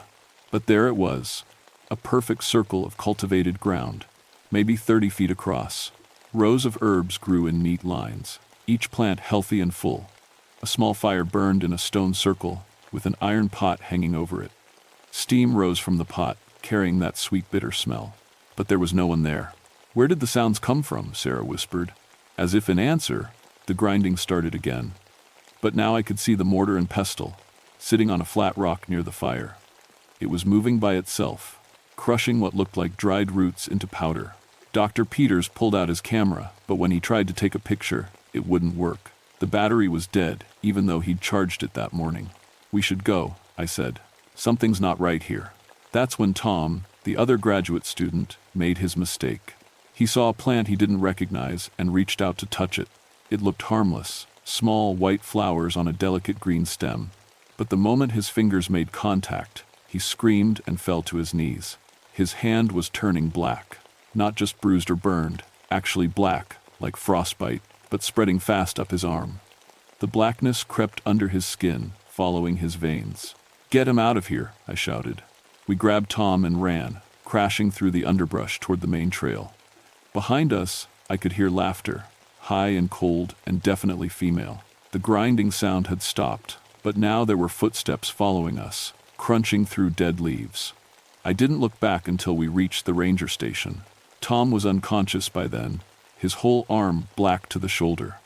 We called for emergency evacuation, and the helicopter took him to the hospital in Charleston. The doctors said they'd never seen anything like it. They couldn't explain what had caused the tissue damage, and they couldn't stop it from spreading. Tom died 3 days later. The official cause of death was listed as unknown toxic exposure. But I knew better. Whatever was in that valley by Whispering Creek, it didn't want visitors. After Tom's death, the university canceled the research project. Dr. Peters packed up his equipment and left without saying goodbye. Dr. Chen was transferred to a hospital for treatment of her chemical burns, which had started getting worse instead of better. My supervisor wanted to close the area to all visitors, but I talked him out of it. I needed to go back. I needed to understand what had happened. The problem was, I couldn't find the garden again. I hiked back to Whispering Creek a week later, this time alone and armed with every piece of safety equipment I owned. Full protective suit, respirator, chemical detection devices, everything I could think of. But when I got to the spot where we'd found the garden, there was nothing there. Just normal forest floor, covered with fallen leaves. No cleared area, no fire pit, no carefully planted rows of herbs. Even the rock where I'd seen the mortar and pestle was gone. I spent hours searching, but found nothing unusual. The strange plant combinations were gone too. Everything was growing exactly where it should be, just like a normal forest. I started to think I'd imagined the whole thing. Maybe the stress of losing Tom had made me see things that weren't there. Maybe the garden had been some kind of hallucination brought on by bad air in the valley. But then the plants started appearing in other places. First, it was just a few odd combinations near the creek. Herbs that shouldn't grow together, showing up in impossible locations. I documented everything, taking pictures and soil samples, but every time I came back to check on them, they'd be gone. It was like the forest was playing games with me. The real trouble started when hikers began getting sick. A family from Ohio came through in June. They were experienced backpackers, well-prepared and careful. But they made camp near Whispering Creek, and the next morning their 8-year-old daughter was covered in blisters. She just touched a plant to look at it, the mother told me, tears running down her face. It looked like a wildflower. How could a wildflower do this? I examined the plant she described. It was definitely a wildflower, something that should have been completely harmless. But when I tried to touch it myself, my skin started tingling before I even made contact. The little girl spent 2 weeks in the hospital. She lived, but the scars on her hands never completely went away. 2 days later, an elderly man collapsed on the trail near the creek. He'd been gathering wild berries, something he'd done safely for 60 years. But these berries, though they looked normal, had made him violently ill. He barely survived the helicopter ride to the hospital. I started putting up warning signs, but it didn't help. The dangerous plants kept moving. A patch of innocent-looking herbs would be safe one day, deadly the next. There was no pattern I could find, no way to predict which plants would hurt people. That's when I started hearing her. It began as whispers on the wind when I hiked alone in the valley. Soft words I couldn't quite understand, like someone talking to themselves while they worked. The voice was definitely female, with an accent I couldn't place, something old-fashioned, maybe from the colonial period. At first, I only heard it during the day, but then the whispers started following me home. I'd be lying in bed at night and hear that same voice drifting through my window, talking about herbs and healing and the ungrateful people who didn't understand her work. Sometimes she'd laugh, a sound like breaking glass that made my teeth hurt. My neighbors didn't hear anything. When I asked around, nobody else had noticed unusual sounds. It was just me. I started sleeping with earplugs, but it didn't help. The voice wasn't coming through my ears, it was coming from inside my head. "You know plants," she whispered to me one night. "You understand their power. Why do you fight me?"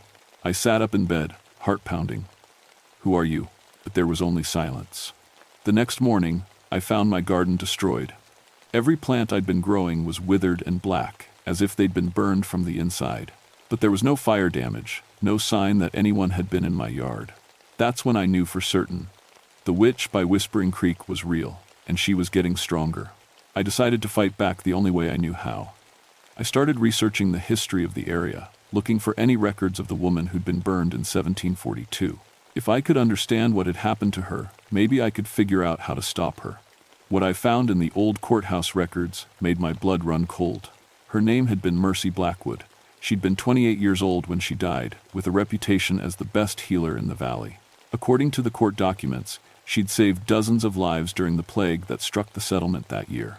But the plague had been strange. It didn't follow normal patterns. Some houses would be completely spared while others lost everyone. People started blaming Mercy, saying she was choosing who lived and who died.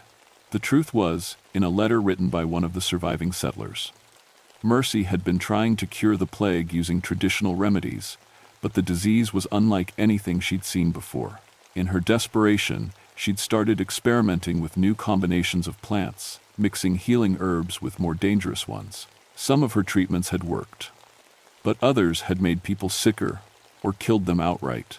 The settlers didn't understand that she was trying to help. All they saw was a woman whose medicine sometimes healed and sometimes killed. In their fear and grief, they decided she must be using dark magic. They tied her to a stake in the garden where she'd grown her healing plants. As the flames consumed her, she'd cursed them all, swearing that her knowledge would never be forgotten and that those who abused the power of plants would pay the price. The worst part was in the final paragraph of the letter. The writer admitted that after Mercy's death, they'd discovered the real cause of the plague: contaminated water from an upstream mining operation. Mercy had been innocent all along. She died for trying to save people from a disease she didn't cause. No wonder her spirit was angry. No wonder she didn't trust outsiders who came to study her plants. But knowing the truth didn't make her any less dangerous. If anything, she was getting worse. The number of incidents near Whispering Creek was increasing, and people were starting to talk about closing the entire wilderness area. I had to do something, but every time I tried to approach the creek, every time I tried to communicate with her, the attacks on visitors got more severe.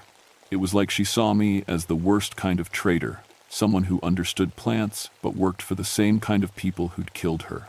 That's when I realized I had to face her directly. I had to go back to that garden, back to the place where she died, and try to make her understand that not all outsiders were her enemies. I had to convince a 300-year-old ghost to trust me. Or I had to find a way to stop her before she killed someone else. I went back to Whispering Creek on a moonless night in late July. I figured if I was going to confront a witch's ghost, I might as well do it when her power would be strongest. This time, I didn't bring any equipment except a backpack full of things I thought she might recognize. Traditional healing herbs, some old books about folk medicine, and a hand-carved wooden bowl that had belonged to my grandmother. The garden appeared the moment I entered the valley. One step, the forest was normal. The next step, I was standing at the edge of the circular clearing I'd seen before. But now it looked different, older somehow, more established. The plants were bigger and more varied, and I could see paths worn between the different sections. In the center of the garden, tending a patch of herbs I didn't recognize, was Mercy Blackwood. She looked exactly like I'd imagined from the old descriptions. A young woman with long dark hair, wearing a simple brown dress that might have been fashionable in the 1740 seconds. But her skin was pale as moonlight, and when she turned to look at me, I could see the burn scars covering half her face. "You," she said, and her voice was the same whisper I'd been hearing for weeks. "You keep coming back." "My name is Margaret," I said, trying to keep my voice steady. "I want to help you." She laughed, that same glass-breaking sound that hurt my ears. "Help me? You work for them. You guide their scientists, their researchers. You help them steal my knowledge so they can profit from it." "That's not true," I said. "I'm trying to preserve the old knowledge, not exploit it." "Lies." She stood up, and I could see that her hands were blackened and twisted, like they'd been burned over and over again. "I've seen how they work. They come with their machines and their chemicals, trying to break down my plants into pieces they can understand. They don't respect the knowledge. They don't honor the traditions." I took a step closer and immediately felt the temperature drop. My breath came out in visible puffs, even though it was a warm summer night. "You're right about some of them," I admitted, "but not about all of us. I've spent 15 years learning from people like you. People who understood plants before there were laboratories and test tubes." She tilted her head, studying me. "Show me." Without thinking, I reached into my backpack and pulled out a bunch of willow bark I'd harvested that morning. "For pain," I said, holding it out to her. "The old way, like you would have done it." For a moment, her expression softened. But then her burned face twisted with rage. "You mock me," she hissed. "You think I'm some simple herb woman content to ease headaches and stomach troubles? I am more than that now. I am death and healing combined. I am the power to give life or take it away." The plants around us began to move, their stems lengthening, their leaves turning from green to black. Vines erupted from the ground, reaching for my ankles. "This is what they taught me," she continued, raising her ruined hands. "When they burned me for trying to heal, they showed me that healing and hurting are the same power. Now I give people exactly what they deserve." I jumped back as thorny vines grabbed for my legs. "The people you're hurting aren't the ones who killed you. They're innocent hikers, families with children." "Innocent?" Her voice rose to a shriek. "They come here to take from my land, to steal my plants, to use my knowledge for their own gain, just like the ones who came before.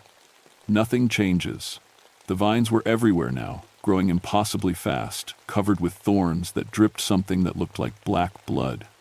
I could smell poison in the air, bitter almonds and rotting flowers, but I didn't run. Instead, I did something that probably saved my life. I sat down, right there in the middle of her garden, surrounded by poisonous vines and deadly herbs. I sat cross-legged on the ground and started sorting through the plants in my backpack. "What are you doing?" she demanded. "Learning," I said, pulling out my grandmother's wooden bowl. "You said you'd teach me, so teach me." I started grinding willow bark in the bowl, using a smooth stone the way my grandmother had taught me when I was a child.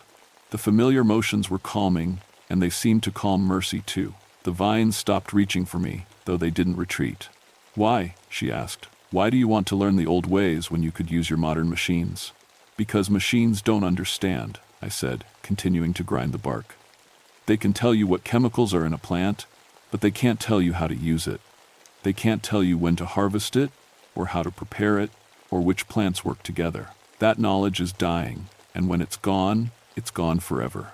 She was quiet for a long time, watching me work. Slowly, the poison smell in the air began to fade. "You really want to preserve the knowledge?" she asked finally. "Yes. But not your way. Not by hurting people who don't understand." "Then how?" Her voice was softer now, less angry, more tired. "How do I make them understand that plants are not just things to be taken and used? How do I make them respect the knowledge?" I looked up at her, this woman who died trying to save people from a disease she didn't understand. "By teaching them. By sharing what you know, not by punishing them for what they don't know." For the first time since I'd met her, Mercy Blackwood smiled. It was a sad smile, but genuine. "I tried to teach them once," she said. "They burned me for it." "Times have changed," I said. "People are more willing to listen now, especially to someone who knows as much as you do." She looked around at her garden, at the impossible plants growing in perfect harmony. "I have been angry for so long. The anger made me strong, but it also made me what I am now. Something between healing and harm. You can choose to be something different," I said. "You can choose to heal again." She knelt down across from me, her ghostly form flickering in the moonlight. "If I do this, if I stop the anger, stop the punishment, I will lose my power. I will fade away, and my knowledge will fade with me." "No," I said firmly. "I'll make sure your knowledge survives. I'll write it down, teach it to others, make sure it's preserved the right way. Your real knowledge, not just the anger." She reached out with one burned hand, almost touching the willow bark powder I'd been grinding. "You would do that? Even after what I've done?" "Yes." For a long moment, we sat there in silence. Then Mercy Blackwood began to teach me things about plants that I'd never imagined possible. She taught me how to see the connections between different species, how to understand which combinations would heal and which would harm. She showed me plants that existed only in her garden, hybrids she'd created through centuries of careful cultivation. Most importantly, she taught me that healing was about more than just the plants themselves. It was about understanding the person who needed healing, understanding what they truly required, not just what their symptoms suggested. As dawn broke over the mountains, Mercy began to fade. But before she disappeared completely, she made me a promise. "The dangerous plants will grow normal again," she said. "The valley will be safe, but the garden will remain for those who truly seek to learn. Those who come with respect and genuine desire for knowledge will find it. Others will see only ordinary forest." "Will I see you again?" I asked. She smiled one last time. "When you need guidance, when you have questions about the old ways, sit by the creek and listen. I may not appear, but my knowledge will remain." And then she was gone. The first thing I did was check on the hikers who'd been hurt by the poisonous plants. Within days, their symptoms started improving. The little girl's scars faded to barely visible marks. The elderly man's digestive problems cleared up completely. Dr. Chen's burns healed too, though she kept the bandages on for weeks because she couldn't believe the damage had really disappeared. I wrote a detailed report for the Park Service, though I left out most of the supernatural elements. I focused on the unusual plant growth patterns and the apparent contamination that had caused the mysterious illnesses. I recommended that the area be designated as a special botanical preserve, with restrictions on who could access it and what kind of research could be conducted there. The recommendation was approved.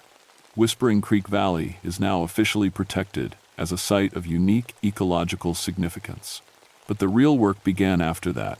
I started visiting the garden regularly, always alone and always with respect. Mercy kept her promise. The garden appears whenever I need to learn something new, whenever I have questions about the traditional uses of plants. I've been documenting everything I learn, writing it all down in a series of journals that I hope will someday be published. Not as folklore or superstition, but as genuine botanical knowledge that deserves to be preserved. I've also been reaching out to other people who study traditional plant knowledge, ethnobotanists, herbalists, indigenous healers who still practice the old ways. Many of them have their own stories about places where the plants seem to have memory, where the knowledge of the ancestors still lingers. There are other sites, other spirits like Mercy, throughout Appalachian healing sites. Most of them are benevolent, but some have been corrupted by anger and injustice, just like she was. I'm working on a project to document these places, to help people understand and respect the knowledge they contain. The hardest part is knowing that I can't tell the full truth about what happened at Whispering Creek. If I wrote about seeing Mercy's ghost, about her teaching me botany that goes beyond what any university could offer, people would think I was crazy. So I stick to the facts that can be verified. The unusual plant combinations, the healing properties of certain herbs, the traditional knowledge that's being lost as the old practitioners die. But sometimes, late at night when I'm alone in the mountains, I wonder what other knowledge is out there waiting to be found. How many other spirits are guarding secrets that could help people? How many traditional healers were killed or silenced before they could pass on what they knew? Mercy once told me that plants have long memories. They remember who helped them grow and who destroyed them. They remember which humans treated them with respect and which saw them only as resources to be exploited. I think she was right, and I think there are places all over the world where that memory is still alive, where the knowledge of the ancestors still exists for those willing to approach it with humility and respect. The Witch of Whispering Creek isn't a monster anymore. She's a teacher, a guardian of knowledge that the world desperately needs. But she's also a warning about what happens when we lose respect for the wisdom of the past. I still visit her garden every few weeks. Sometimes I see her, usually just a glimpse out of the corner of my eye as she tends her impossible plants. Sometimes I just feel her presence, approving or correcting as I practice the techniques she's taught me. The valley is safe now for ordinary visitors. But for those who come seeking real knowledge, who approach the plants and the land with genuine respect and desire to learn, Whispering Creek still holds its secrets. You just have to know how to listen.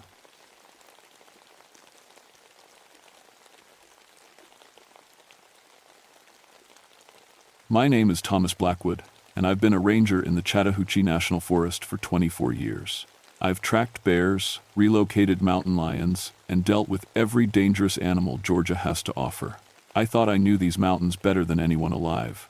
I was wrong. It started in October 1991, right when hunting season opened up around Brasstown Bald. That's Georgia's highest peak, covered in thick hardwood forest and granite rocks that jut out like broken teeth. Most folks don't venture up there much. The trails are tough, and the forest is so dense you can lose your way even with a compass.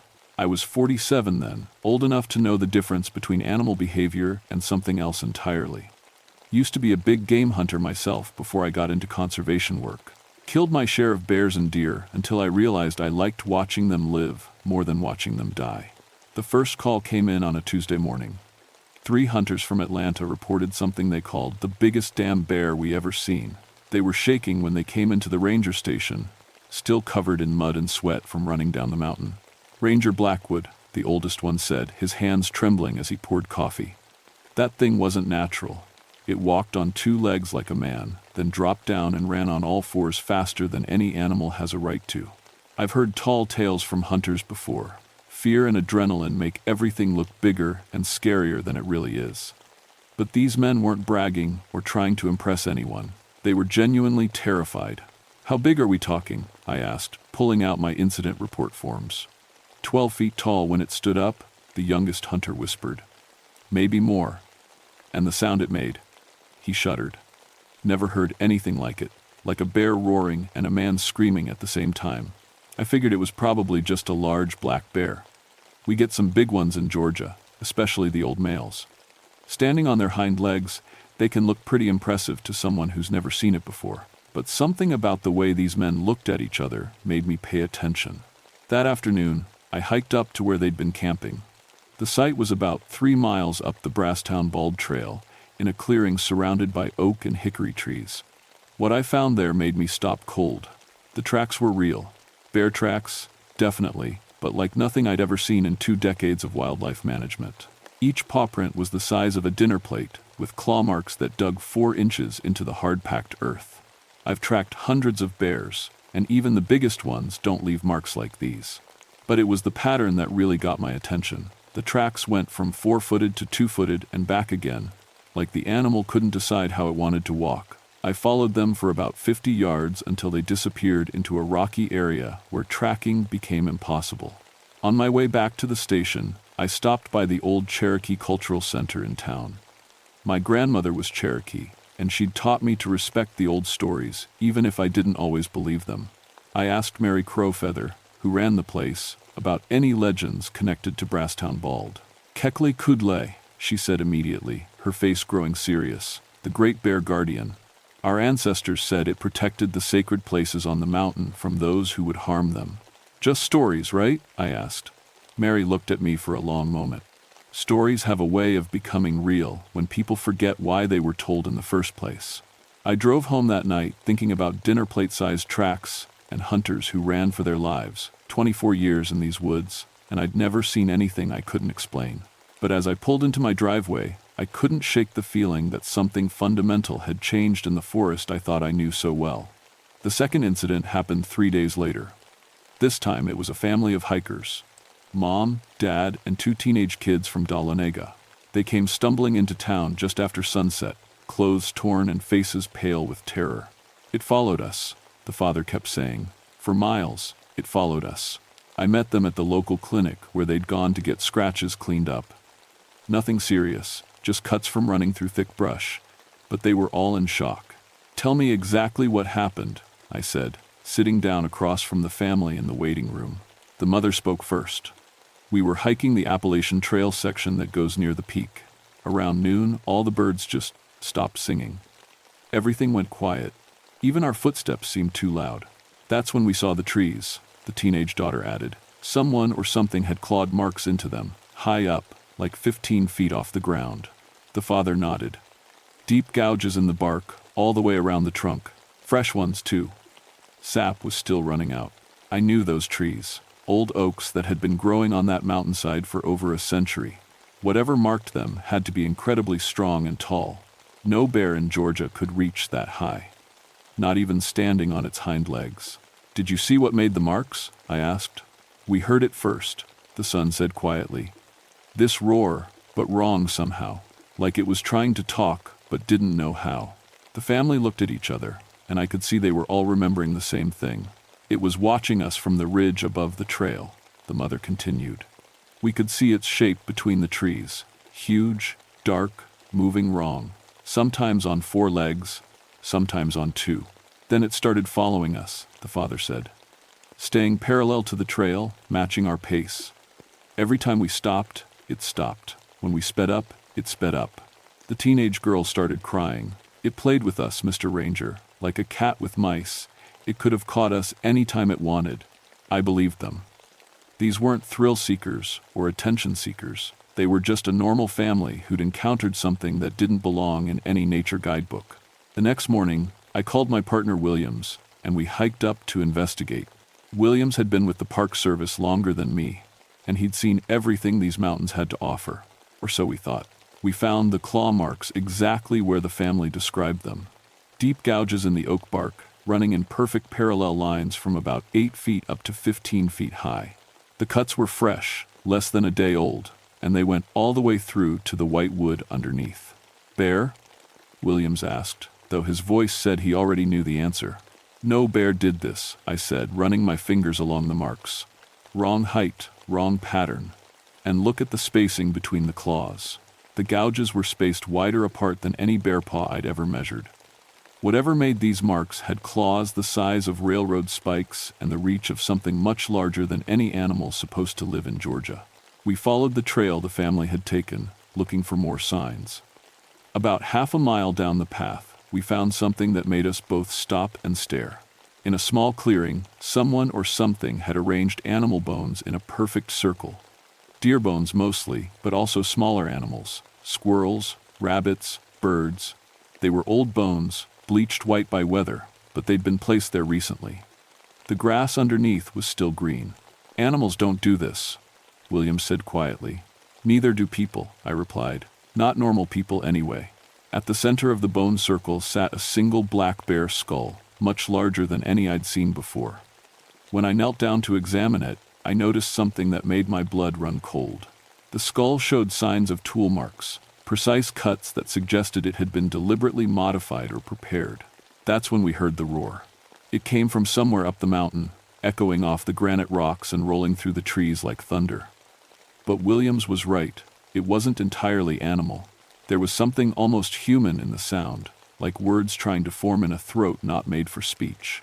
The forest went dead silent afterward. No birds, no insects, no rustling leaves. Even the wind seemed to hold its breath. We should go, Williams said. I wanted to agree, but something made me stay. Maybe it was professional curiosity, or maybe it was the same stubborn streak that had made me a good tracker all these years. I wanted to understand what we were dealing with. 5 more minutes, I said. Let's check that ridge where the family saw movement. We climbed up through the oak trees to a rocky outcrop that overlooked the trail below. The view was perfect. You could see everything that moved on the path for half a mile in either direction. That's where we found the watching place. The grass was flattened in a rough oval, about the size and shape of something large lying down for hours. Scattered around the area were more bones, these ones clearly gnawed on and broken open for marrow, but it was the other things we found that really scared us. Personal items from hikers, a lens cap from a camera, a child's hair ribbon, a pocket knife with initials carved in the handle, all arranged in neat little piles, like trophies or warnings. How long has this been watching people? Williams whispered. I didn't have an answer, but as we prepared to leave, I noticed movement in the tree line about 100 yards away. Something large and dark shifted between the trunks, there for just a moment before disappearing deeper into the forest. It knew we were there, and it was letting us know that it knew. The killings started a week later. The first body belonged to Jake Morrison, a local hunter who'd been coming to these mountains every October for 15 years. They found him near Woody Gap, about 2 miles from where we discovered the bone circle. At least, they found most of him. I got the call at home around dawn. Sheriff's Department wanted a park ranger on scene to help determine if an animal was involved. I drove up there expecting to find a bear mauling, or maybe a freak accident with a tree falling. What I found was something else entirely. Jake's body was positioned against a large oak tree, sitting upright like he was resting. But the damage done to him was impossible. His rifle lay nearby, unfired. His hunting pack was neatly arranged beside him, contents undisturbed. Even his thermos of coffee was still warm. But his chest had been opened with surgical precision. 3 parallel cuts, each about 8 inches long, running from his collarbone to his stomach. The cuts were too clean for claws, too purposeful for any animal attack I'd ever seen. What kind of bear does this? Sheriff Donovan asked me. None, I said honestly. This wasn't random predation. This was deliberate. The State Wildlife Department sent up a specialist to examine the scene. Dr. Sarah Chen had investigated animal attacks all over the southeast, and she was as puzzled as the rest of us. The positioning is ritualistic, she told me privately. Whatever did this wanted the body to be found exactly like this. The wounds are post-mortem. He was already dead when they were made. What killed him then? She pointed to Jake's neck. Massive trauma to the cervical vertebrae. Something twisted his head completely around, instantly. The second victim was found 3 days later. Margaret Foster, a wildlife photographer who'd been documenting autumn colors near the peak. This time, the scene was even more disturbing. Margaret had been lifted into a tree, placed about 20 feet up in the fork between 2 main branches. Her expensive camera equipment was arranged on the ground below in a perfect circle, each piece carefully positioned. The camera itself was still running, its memory card full of photos. Williams and I reviewed the pictures while the body was being recovered. The first dozen shots showed normal forest scenes. Leaves changing color, a few distant deer, the kind of nature photography Margaret was known for. Then the photos started getting strange. In shot 15, there was a shadow between the trees that didn't match any natural formation. Shot 16 showed the same shadow, but closer. By shot 20, you could clearly see something large moving through the forest, just at the edge of the frame. Shot 25 was the last clear photo.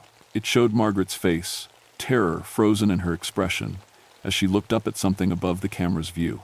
After that, the photos became chaotic, blurred images of sky and branches as the camera was apparently knocked from her hands. But it was the final photo that made us all go quiet. The camera had continued shooting as it fell, and the last image showed something looking down from the trees above. Not clearly, just a glimpse of yellow eyes and dark fur, but enough to know that whatever killed Margaret had been watching from above while she worked. "It's hunting us," Williams said that night as we sat in the ranger station, going over reports. "Animals don't hunt for sport," I replied. But even as I said it, I knew it wasn't true. Some animals do hunt for sport, but this felt different, more personal. The third killing happened right outside town. Bobby Clearwater was a local mechanic who also guided hunting parties in his spare time. He'd grown up in these mountains and knew them as well as anyone. On October 28th, he volunteered to lead a search party looking for whatever was killing people up on the mountain. We found him the next morning in his own backyard, 50 yards from his house. His wife had heard him go out around midnight to investigate a noise in their shed. She found him at dawn, sitting in their garden like he was admiring her tomato plants. This time, the killer had left a message. Bobby's hunting medals and patches had been removed from his jacket and arranged in a line leading from his body to the forest edge. At the end of the line, scratched deep into the dirt, were symbols that looked almost like writing. The state archaeologist who came to examine them said they resembled Cherokee petroglyphs, but he couldn't translate their meaning. "It's escalating," Dr. Chen told the emergency meeting that afternoon. 3 victims in 10 days, each showing increased ritual behavior. "Whatever we're dealing with, it's becoming bolder." "What do you recommend?" Sheriff Donovan asked. "Close the mountain," she said immediately. "No hiking, no hunting, no camping. Nothing until we figure out what's up there." That's when I made the biggest mistake of my career. "Give me 48 hours, I said. "Me and Williams know these mountains better than anyone. Let us track this thing and see if we can find its lair. If we can locate where it's hiding, you can bring in specialists to deal with it." Dr. Chen shook her head. "Ranger Blackwood, this isn't a normal predator. Normal tracking methods won't work." But I was stubborn and proud, and I thought 24 years in the forest meant something. I thought I could handle whatever was up there, just like I'd handled every other dangerous situation in my career. I should have listened to Dr. Chen. Instead, Williams and I loaded our packs with enough supplies for 2 days and headed up the mountain the next morning, armed with tranquilizer guns and radio equipment. We were going to find whatever was killing people on my mountain, and we were going to stop it. We had no idea that it was already tracking us. The forest felt wrong from the moment we entered it. Too quiet, like the whole mountain was holding its breath. Our footsteps seemed to echo even on soft ground, and every shadow looked like it might be hiding something large and hostile. Around noon, we found the cave system. It was hidden in a granite outcrop about half a mile from the peak, concealed behind fallen rocks and thick mountain laurel. We might have missed it completely if Williams hadn't noticed the smell. "Something died in there," he said, covering his nose with his sleeve. The entrance was barely wide enough for a person, but it opened into a much larger chamber inside. When we turned on our flashlights, what we saw made us both take a step backward. Bones. Hundreds of them, arranged in careful patterns along the cave walls. Human and animal bones mixed together, some old and weathered, others fresh enough that they still had tissue attached. At the center of the cave floor was a flat stone that looked like an altar, stained dark with what could only be dried blood. "We need to call this in," Williams whispered. But before either of us could reach for our radios, we heard movement deeper in the cave system.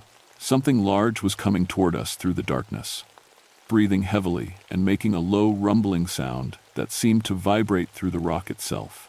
We ran. Professional dignity and 24 years of experience went right out the window, and we ran like scared children, stumbling and crashing through the forest toward the trail. Behind us, something roared in fury and gave chase. We almost made it. Williams was ahead of me on the trail, moving faster than I'd seen him move in years. Behind us, trees were breaking as something massive crashed through the forest, gaining ground with every step. I could hear its breathing, deep and ragged, and that strange, almost human roar that raised every hair on my neck. "The truck!" Williams shouted, pointing toward where we'd parked at the trailhead. 50 yards. We just needed 50 more yards and we'd be safe in the vehicle, racing back to town to bring help. 40 yards. 30. I could see our park service truck sitting in the small gravel lot, looking like salvation. That's when something hit Williams from the side. I didn't see it clearly, just a dark shape moving faster than anything that big had a right to move. Williams went flying into a tree with a sound I'll never forget, and then he was lying on the ground, not moving. I spun around with my tranquilizer gun raised, but what I saw made me freeze completely. It stood 12 feet tall on its hind legs, covered in dark fur that seemed to absorb the afternoon light. Its face was wrong, too intelligent for a bear, too savage for a human. Yellow eyes that held a cold, ancient anger stared down at me with the kind of hatred that goes back generations. But it wasn't the size or the eyes that paralyzed me. It was the intelligence I saw there. This thing was thinking, calculating, judging me. It knew exactly what it was doing and why. The creature dropped to all fours and began circling me, moving with the fluid grace of something that had been hunting for far longer than any normal animal should live. When it opened its mouth, the sound that came out was that impossible roar voice I'd heard before. But this time, I could almost understand it. Kekle Kudle, it seemed to say. Kekle Kudle. The Cherokee name Mary Crowfeather had told me about, the Great Bear Guardian. As the realization hit me, memories of my grandmother's stories came flooding back. Tales she'd told when I was young about the spirits that protected sacred places, awakened only when those places were threatened or desecrated. "You're protecting something," I whispered, not caring if the creature could understand me or not. "Someone's been hurting your mountain." The bear thing stopped circling and stared at me with those terrible yellow eyes. For a moment, the anger in them seemed to soften slightly, replaced by something that might have been curiosity. Then Williams groaned from where he lay against the tree, and the creature's attention snapped back to him. I saw murder in its gaze. "Wait," I said, stepping between the guardian and my partner. "He doesn't know. Neither of us knew." The thing looked back at me, and I swear it tilted its head like it was listening. "The cave," I continued, pieces falling into place in my mind. "That's a sacred site, isn't it? Someone's been dumping things there, polluting it. That's why you're killing people." Over the past few months, we'd had reports of illegal dumping in the forest. Chemical waste from a plant closure in North Georgia. Toxic materials that some company was secretly disposing of in remote areas where they thought no one would find it. We'd been trying to track down the source, but the mountain was huge, and the dumpers were careful. The guardian made that almost voice sound again, but quieter this time, sadder. "Show me," I said. "Show me what they've done." For a long moment, the creature and I stared at each other. I could feel it weighing my words, deciding whether I was another threat to be eliminated or something else entirely. Finally, it turned and began walking back toward the cave, pausing to look over its shoulder at me. I followed, leaving Williams unconscious but alive by the trail. I had no choice. This thing could have killed us both easily, but it was giving me a chance to understand, maybe to help. The cave system was much larger than Williams, and I had realized. The bone chamber was just the entrance to a network of passages that went deep into the mountain. The guardian led me through tunnels that opened into massive underground rooms, their walls covered with ancient Cherokee symbols and paintings. At the heart of the cave system was the sacred space that had been violated. Dozens of chemical drums and waste containers had been dumped in a natural cathedral-like chamber, their contents leaking into the stone and poisoning the underground streams. The smell was toxic and choking. Some of the containers were recent, others had been there for months, slowly contaminating everything the Cherokee had held sacred. The guardian stood at the edge of the desecration and made a sound of pure grief. In that moment, I understood everything. This wasn't a monster killing for sport or territory. This was a spiritual guardian, driven to desperate violence by the destruction of something it was sworn to protect. "I'm sorry," I said to the creature. "I'm so sorry we let this happen." It looked at me with those ancient eyes, and I saw something I hadn't expected to see. Hope. "I'll fix this," I promised. "I'll bring people who can clean this up and arrest whoever did it. But you have to stop killing. There are good people on this mountain too. People who respect it like you do." The guardian studied me for what felt like hours. Then it did something that nearly made me faint.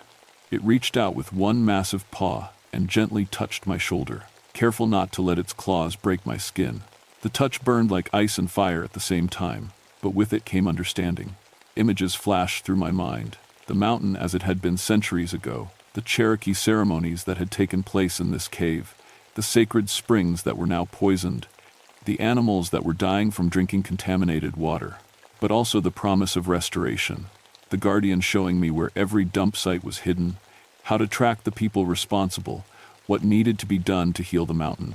When the visions ended, I was on my knees in the cave, and the guardian was gone. I made my way back to Williams, who was awake but badly shaken. Together, we hiked down to our truck and drove straight to town. The cleanup took 6 months. Using the information the guardian had somehow shared with me, federal investigators tracked the illegal dumping to a chemical company in Atlanta.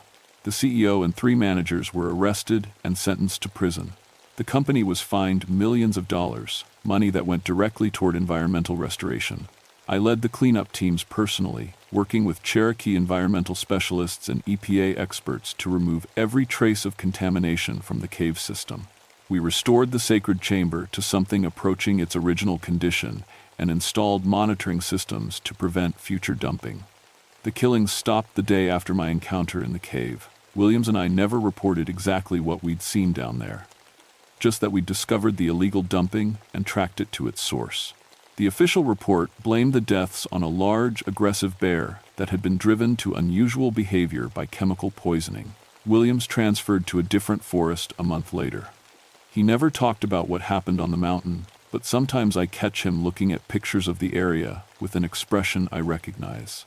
The look of someone who's seen something that changed how they view the world. I stayed. Someone had to watch over the restoration work, and besides, I'd made a promise. These days, Brasstown Bald is peaceful again. The wildlife has returned. Birds singing, deer grazing, bears acting like normal bears. Hikers and campers come through regularly without incident. Most people who visit never know how close we came to losing this place forever. But sometimes, especially in October when the leaves are changing, I hike up to the cave system to check on things. The Cherokee Nation has officially reclaimed the site, and they hold ceremonies there now to bless the restored spaces. I've never seen the guardian again, but I know it's still there. Sometimes I find offerings left at the cave entrance. Flowers, sage bundles, small carved figures that weren't there the day before. And occasionally, hikers report glimpses of something large moving through the trees on the upper slopes, watching them but never threatening. The mountain has its protector back, and the protector has learned that not all humans are enemies of the land. I'm 59 years old now, and I'll be retiring in a few years. When I do, I'll recommend that the cave system be officially designated as a Cherokee cultural site, permanently protected from any kind of development or exploitation. It's the least I can do for the guardian that taught me the difference between managing land and truly caring for it. Mary Crow Feather tells me the Cherokee have new stories now, about the ranger who helped wake the old spirits and heal the wounded mountain. She says these stories will be told for generations, reminders that the ancient guardians are still there, still watching, still protecting the sacred places for those who remember why they matter. I don't know if that's true. But I do know that every time I walk through the forest around Brasstown Bald, I feel like I'm being watched over by something larger and older than myself. Something that judges not by words or intentions, but by actions and respect. The mountain remembers everything. And now, so do I.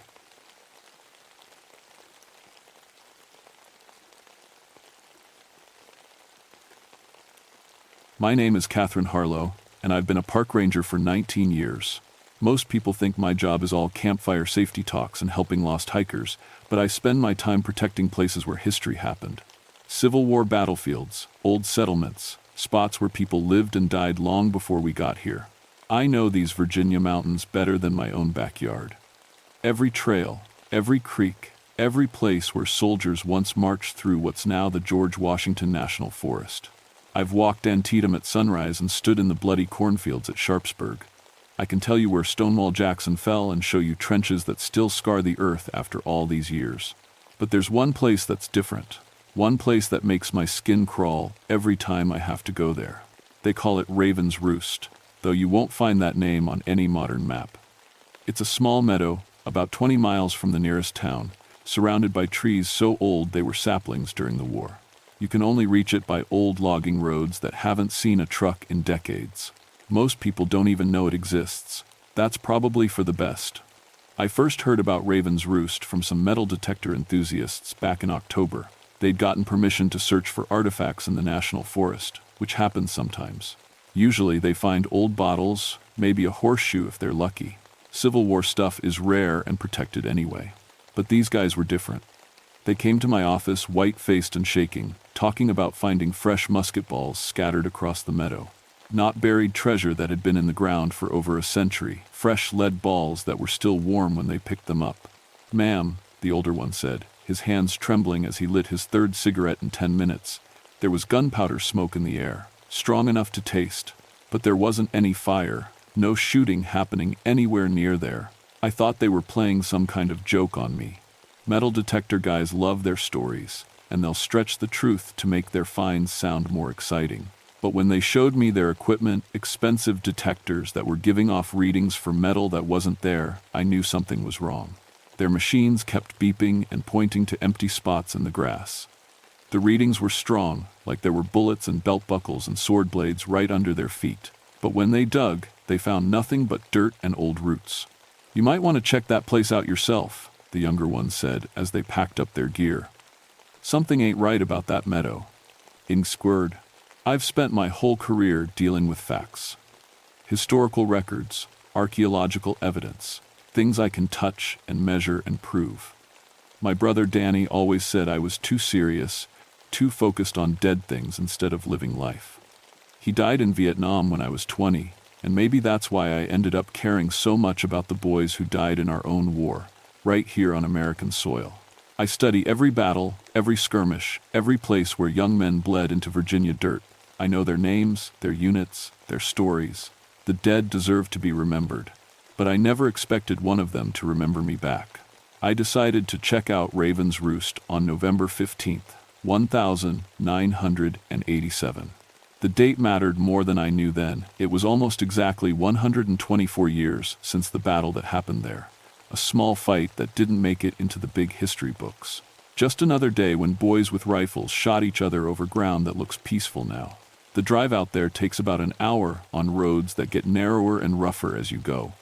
Ancient oak trees lean over the path like they're trying to block the way. The forest gets quieter the deeper you go, until even the birds stop singing. When I finally reached the meadow, I sat in my truck for a long time before getting out. The place looked innocent enough, just a circular clearing, maybe 100 yards across, surrounded by trees that seemed too thick and too dark. There were some old stone formations scattered around, probably natural, and the grass was the kind of bright green you only see in places where the earth is rich with old rain and older blood. But something felt wrong. The air was too still, too heavy. My radio crackled with static even though I was getting clear reception just a mile back. And there was a smell in the air, not quite smoke, but something burned and metallic. I grabbed my camera and notepad and stepped into the meadow. That's when I heard the footsteps. The sound was faint at first, just a steady rhythm coming from somewhere in the trees. Left foot, right foot, left foot, right foot. Like someone walking patrol, keeping time like soldiers do. I stopped and listened, my hand moving automatically to the radio on my belt. The footsteps kept going, circling the meadow just inside the tree line. Always the same pace, never stopping, never getting closer or farther away. "Hello?" I called out. "This is Ranger Harlow. Is someone out there?" The footsteps stopped. The silence that followed was so complete it made my ears ring. No birds, no wind, no insects buzzing. Just me standing alone in a meadow that suddenly felt like the loneliest place on earth. Then the footsteps started again, but faster now.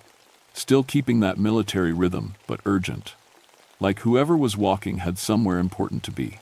I followed the sound, pushing through the undergrowth, at the edge of the meadow. The Virginia woods in November are thick with dead leaves and fallen branches. Every step I took sounded like thunder. But somehow I couldn't catch up to those other footsteps. They stayed just ahead of me, just out of sight. After 10 minutes of crashing through the forest, I gave up and went back to the meadow. I had work to do, and I wasn't going to let some hiker or maybe a hunter scare me off. That's when I found the rope. It was hanging from a big oak tree at the far edge of the clearing. Old rope the kind they used to make from hemp back in the 1800s. It was weathered and gray, but strong-looking, and it was tied in a perfect noose. I'd been to this meadow once before, about 5 years ago, doing a survey for the Park Service. I would have remembered a rope hanging from a tree. I remember everything about these places. It's my job. But there it was, swaying slightly in a breeze I couldn't feel. I took pictures of everything. The rope, the tree, the meadow from different angles. Then I got out my metal detector, a good one the Park Service issued me for archaeological work. I started sweeping the ground around the oak tree. Immediately, the detector went crazy, beeping and clicking like there was a treasure chest buried right under my feet. The reading showed metal objects at various depths, some shallow, some deep. Exactly what you'd expect at a Civil War battlefield site. But when I started digging, I found nothing. I dug 6 holes around that tree, each one 3 feet deep. The detector kept insisting there was metal right where I was digging, but all I found was dirt and rocks and a few old roots. By the time the sun started going down, I was frustrated and tired, and my hands were raw from digging. I packed up my gear and headed back to the truck, planning to come back with better equipment and maybe some help. That's when I heard the marching again. But this time, it wasn't just one person. It sounded like a whole group of men walking in formation, their boots hitting the ground in perfect time. The sound was coming from the meadow behind me, and it was getting louder. I turned around and saw them. At least, I thought I saw them. Just for a second, in the corner of my eye, shapes moving across the meadow in organized lines. Men in gray uniforms carrying rifles, but when I looked directly at the spot, there was nothing there. Just empty grass and the rope swaying from its tree. I got in my truck and drove away faster than I should have on those rough roads. But in my rearview mirror, I swear I could see campfires burning in the meadow and shadows moving around them. The next morning, I called my partner Jim Reynolds. Jim's been a ranger almost as long as I have, and he's the only person I know who takes the historical stuff as seriously as I do. He's also the most level-headed man I've ever met, which is why I needed to talk to him about what happened at Raven's Roost. "You want me to go out there with you?" he asked after I told him about the rope and the footsteps and the metal detector readings that led to nothing. "I want you to tell me I'm losing my mind," I said. "Catherine, you're the most practical person I know. If you say something's wrong out there, then something's wrong. When do we leave?" We drove out to Raven's Roost together that afternoon. I felt better having Jim with me, and I hoped his metal detector would give us different readings than mine had. Maybe my equipment was broken. Maybe there was a logical explanation for everything. But when we got to the meadow, the rope was gone. I took Jim to the exact tree where I'd seen it hanging. The oak was ancient and huge, with branches thick enough to support the weight of a man. But there was no rope, no marks on the bark where a rope might have been tied. "You sure this is the right tree?" Jim asked, running his hands over the trunk. "I'm sure." "Well, let's see what the detectors say." We spent 2 hours sweeping every inch of that meadow with our metal detectors. Both machines agreed there was metal everywhere under the grass. The readings were strong and consistent, showing objects at different depths across the entire clearing. But when we dug, we found nothing. "This doesn't make sense," Jim said, staring at his detector. The machine was beeping steadily, insisting there was a large metal object right where he stood. "The readings are perfect. Strong signal, good depth indication. There should be something here." That's when we heard the musket fire. It was a single shot, loud and sharp, coming from the trees on the north side of the meadow. The sound echoed across the clearing and faded into the hills beyond. Jim and I looked at each other. We both knew what a musket sounded like. We'd heard them fired at reenactments and historical demonstrations. This was the real thing. The deep boom of black powder igniting, the specific crack of a lead ball leaving a rifled barrel. "Hunting season?" Jim asked, but he didn't sound like he believed it. "Wrong caliber," I said, "and no one hunts with muskets anyway." We waited for another shot, but it didn't come. Just silence, and the smell of gunpowder drifting across the meadow on a wind that made the grass bend and wave like it was underwater. That night, I couldn't sleep. I kept thinking about the rope that had vanished and the metal that wasn't there, and the sound of gunfire from weapons that shouldn't exist. I also kept thinking about something I'd read in an old military record years ago. A small engagement at an unnamed meadow in November 1863. Confederate deserters executed for cowardice. Bodies buried without markers. The next morning, I went to the library and started digging through historical records. What I found made my hands shake. The records were buried in the state archives, mixed in with hundreds of other reports from the war. Just 3 pages of handwritten notes from a Union captain named Marcus Webb, dated November 16, 1863. The report described a small Confederate unit that had been cut off from the main army and trapped in a meadow surrounded by Union forces. Most of the rebels had fought bravely and died in the clearing, but one soldier, Private Thomas Garrett, had thrown down his weapon and tried to surrender. Captain Webb wrote that Garrett was captured alive and held for questioning. But during the night, he tried to escape. He was caught by his own Confederate sergeant, who accused him of cowardice and desertion.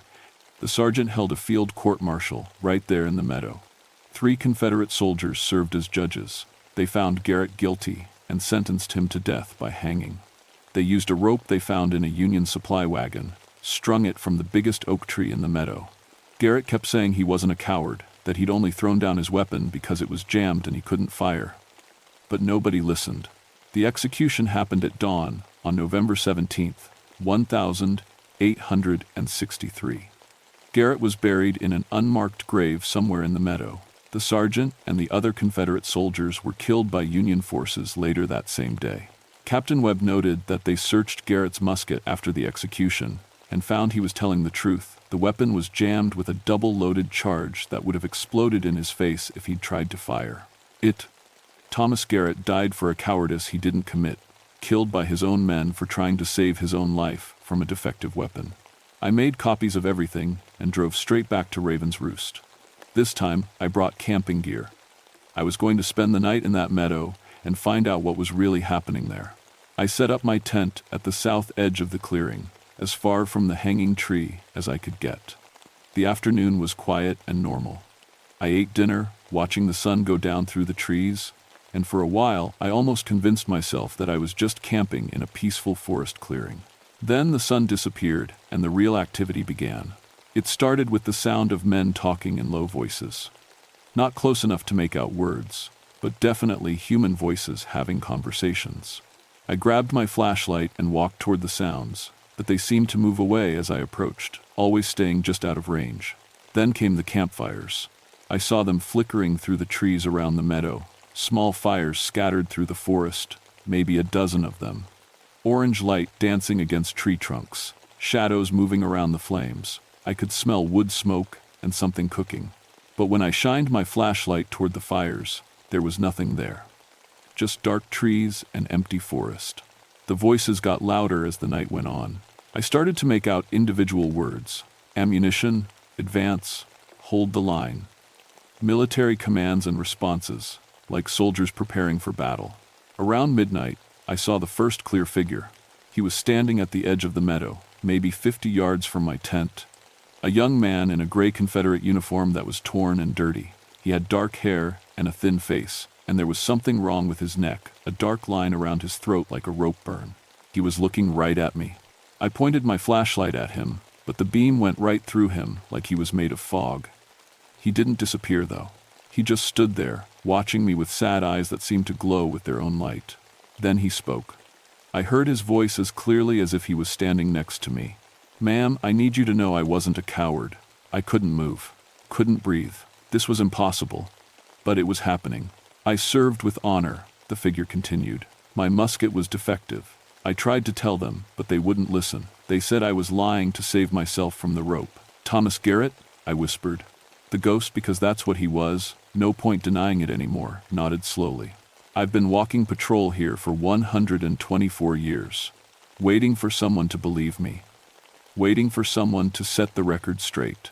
I found the military records," I said, surprised that my voice was working. "I know what really happened to you." For the first time since I'd seen him, Thomas Garrett smiled. "Then you'll help me?" "Help you do what?" "Prove my innocence. Show the world I wasn't a coward. Let me rest in peace instead of walking this cursed ground forever." Before I could answer, the sound of marching filled the meadow. But this time it wasn't just footsteps, it was a whole company of soldiers walking in formation, their equipment clanking and rattling as they moved. I turned to look, and the meadow was full of Confederate soldiers. They marched in neat lines across the grass, their gray uniforms pristine, their rifles gleaming in the moonlight, but they were all translucent, all glowing with that same pale light as Thomas Garrett, and every single one of them had rope burns around their necks. "They're all deserters," Garrett said. "All executed for cowardice, but most of them were innocent, just like me. We've been gathering here, waiting for justice."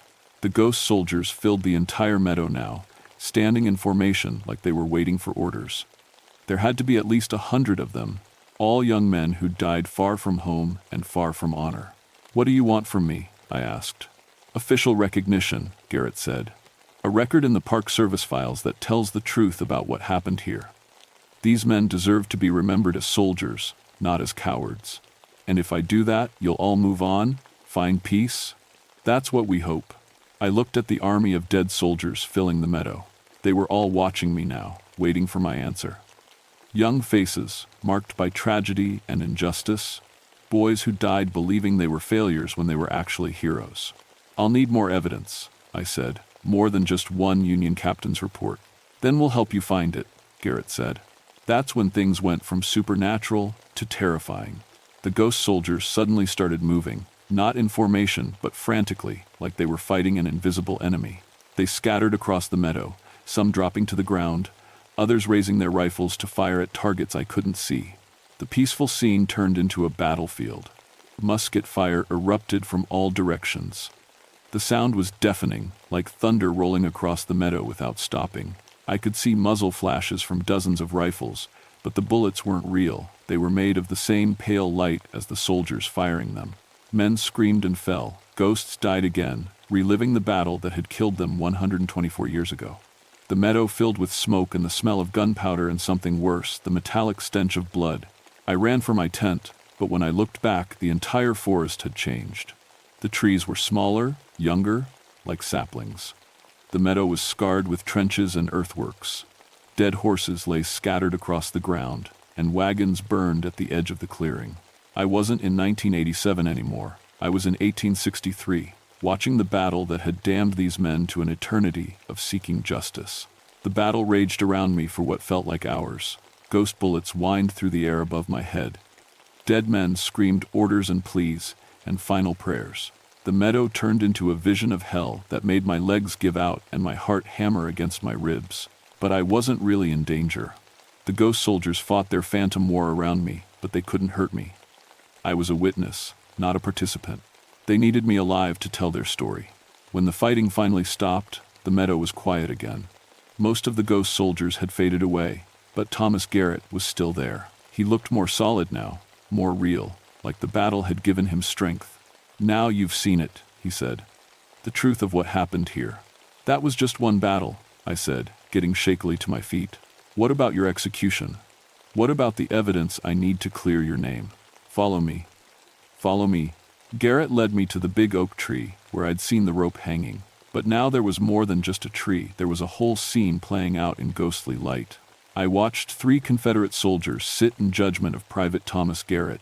I saw them tie the rope around his neck while he protested his innocence. I heard him explain about the jammed musket, saw him beg them to examine the weapon before they killed him. But the sergeant wouldn't listen. He was angry and scared and needed someone to blame for the disaster that had befallen his unit. Thomas Garrett was young and frightened and available, so he became the scapegoat for everyone's failures. "Watch," Garrett said. "See what they did after." The hanging was quick. Garrett's neck snapped cleanly, and his body went limp. The 3 Confederate soldiers cut him down and dragged him to a shallow grave they'd dug at the base of the tree. But then something interesting happened. The sergeant finally examined Garrett's musket. He found exactly what Garrett had said, a double-loaded charge jammed in the barrel. If Garrett had tried to fire, the weapon would have exploded and probably killed him. He'd thrown down his rifle not from cowardice, but from intelligence. The sergeant stared at the defective weapon for a long time. Then he threw it into Garrett's grave and covered it with dirt, burying the evidence of their mistake along with the innocent man they'd murdered. "That musket is still there," Garrett said, "buried with my bones at the base of this tree. Dig it up, and you'll have your proof." I looked at the big oak tree, trying to imagine digging up a grave that was more than a century old. I can't just start excavating on Park Service land. I'd need permits, archaeological oversight, official approval? Then get them. That could take months. I've waited 124 years, Garrett said. I can wait a little longer. But as he spoke, I noticed something changing in the air around us. The other ghost soldiers were coming back, emerging from the trees in small groups, and they looked different now, hungrier, more desperate. What are they doing? I asked. Garrett turned to look at his fellow spirits, and his face went pale. They're losing patience. The battle tonight gave them strength, but it also reminded them of how long they've been trapped here. What does that mean? It means they might not want to wait for official recognition anymore. They might try to find another way to get their story told. What other way? By making you one of us. The ghost soldiers started walking toward us, and I could see the rope burns around their necks getting brighter, more vivid. Their eyes weren't sad anymore. They were angry, desperate, hungry for justice at any cost. If you died here, Garrett said quietly, you could help us from the other side. A park ranger who died mysteriously at a Civil War site would get attention. People would investigate. They might find the truth. That's not going to happen, I said, backing away from the approaching spirits. I don't think you have a choice anymore. The ghost soldiers formed a circle around me and Garrett. Some of them were carrying ropes, nooses, just like the one that had killed them. Others held phantom bayonets that gleamed with cold light. Wait, I said, there's another way. They stopped advancing, but the circle didn't break. I'm not just a park ranger, I continued. I'm a published historian. I've written articles about Civil War sites for historical journals. People trust my research. So, one of the ghosts said, so I can write about this place. About all of you. I can tell your stories in academic publications, get historians and archaeologists interested in this site. That might be faster than waiting for official excavation permits. The ghosts looked at each other, considering this. But how will you prove we're telling the truth? Another one asked. I'll start with what I can document, I said. Historical records, military reports, anything that mentions this battle or your executions.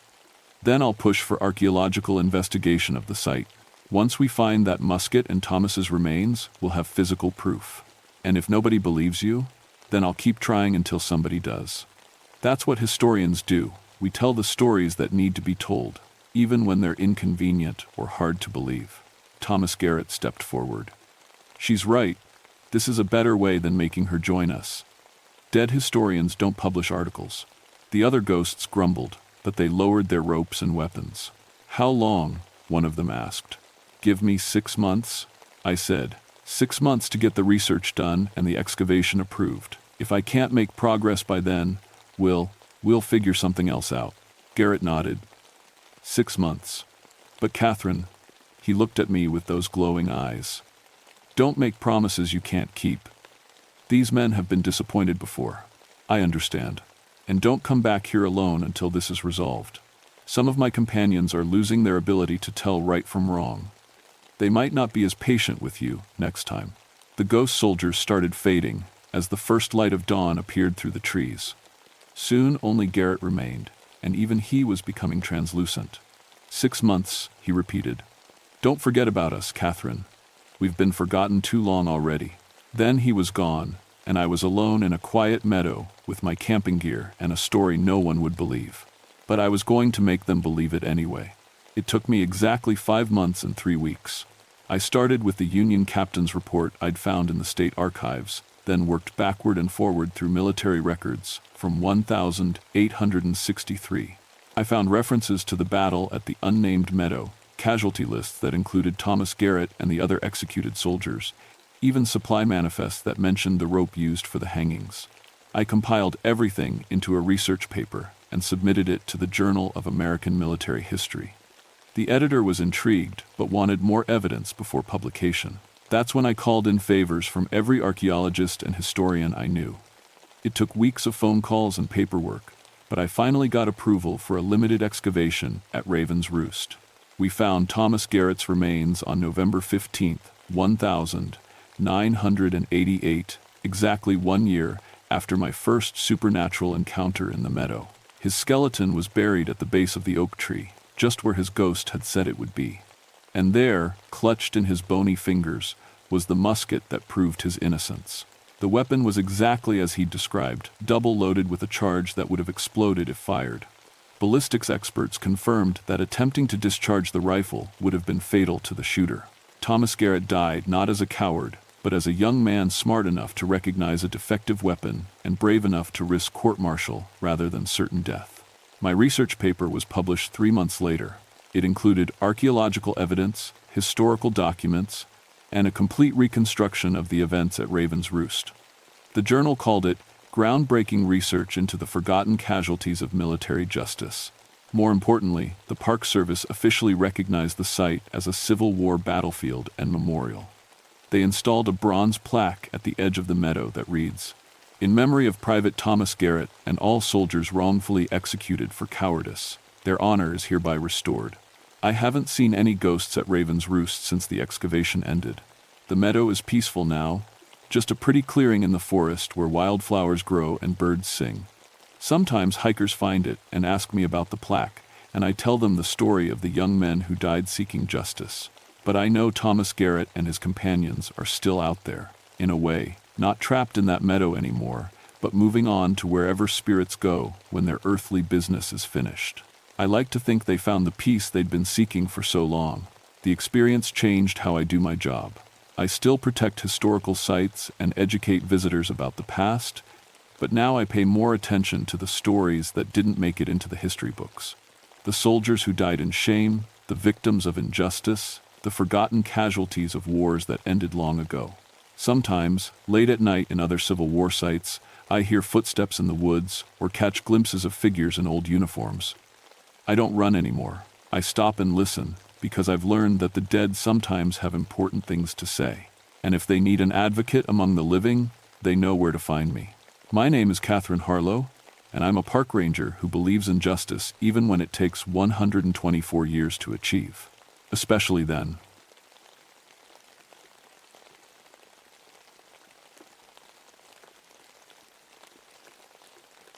My name is Rebecca Moonshiner, and I've been a park ranger in the Great Smoky Mountains for 13 years. People always smile when they hear my last name. They think it's funny, like I made it up.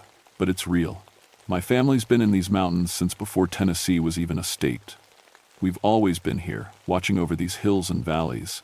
I work the remote sections of the park, the places where tourists don't go. The forgotten hollows and unmarked trails where cell phones don't work and the fog never really lifts. It's quiet work, mostly.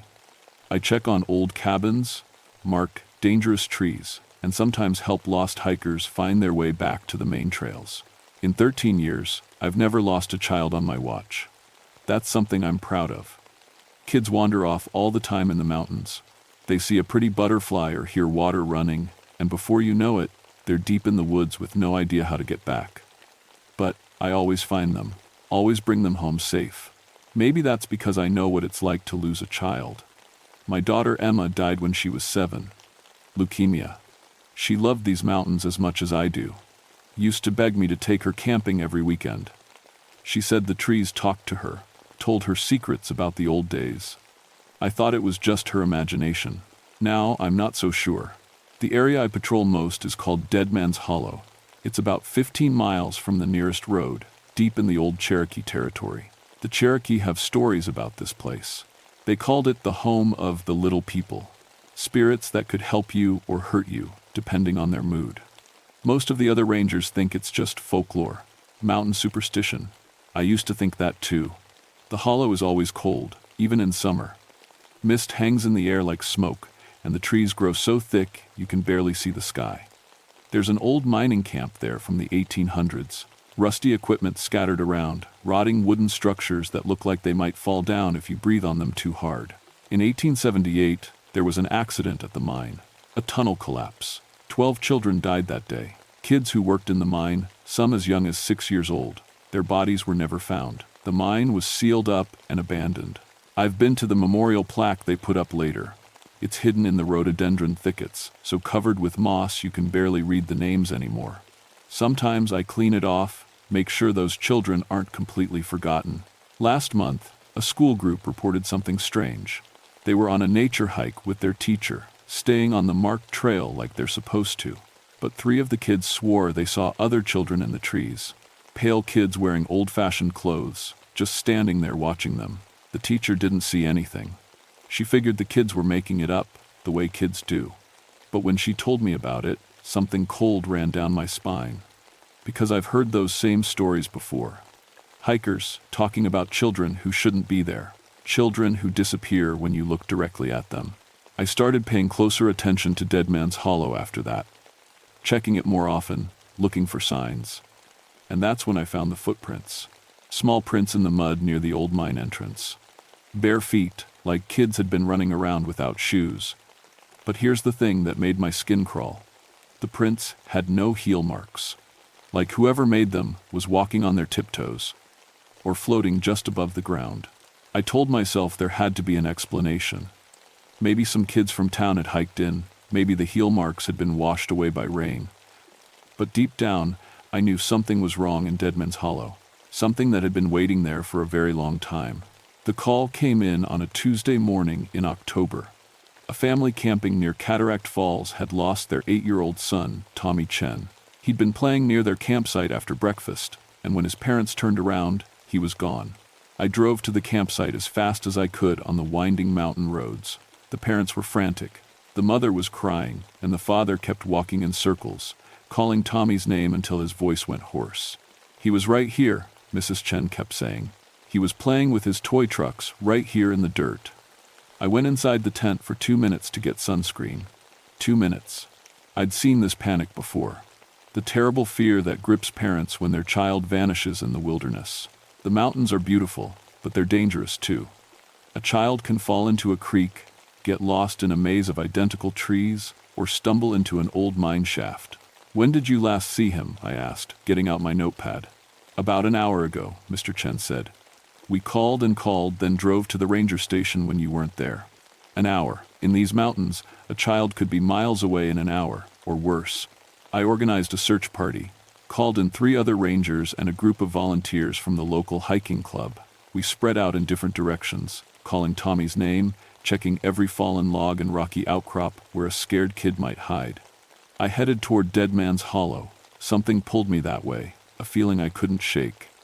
Maybe it was instinct from 13 years of finding lost children. Maybe it was something else. The trail to the hollow is barely a trail at all, more like a deer path that winds between massive trees and over slippery rocks. The air got colder as I hiked deeper into the mountains. The normal forest sounds, birds singing, squirrels chattering, faded away until all I could hear was my own breathing and the crunch of leaves under my boots. Then I heard something else. Children's voices. Singing. I stopped walking and listened hard. The voices were faint, like they were coming from far away or from underground. They were singing an old song, something I'd heard before, but couldn't quite place. Down, down, down in the mine, working in the dark and grime, never see the sunshine bright, never see the morning light. My blood went cold. That was a mining song from the 1800s. I'd heard it in the folk music collection at the park's visitor center. But who would be teaching it to children today? And what children would be singing it out here in the middle of nowhere? I followed the sound toward the old mine entrance. The voices got clearer as I got closer, and I realized there were multiple children singing, at least 4 or 5 different voices, maybe more. The mine entrance is just a dark hole in the hillside, blocked by rusty iron bars that were installed after the accident. A sign warns people to stay out. Dangerous gases, unstable structures, possible cave-ins. But as I got closer, I noticed something that made my heart skip. The lock on the iron gate was broken. Not rusted through, broken. The metal was shiny where something had snapped the chain, and there were more footprints in the dirt. The same small, bare footprints with no heel marks. They led right up to the mine entrance and disappeared into the darkness beyond the bars.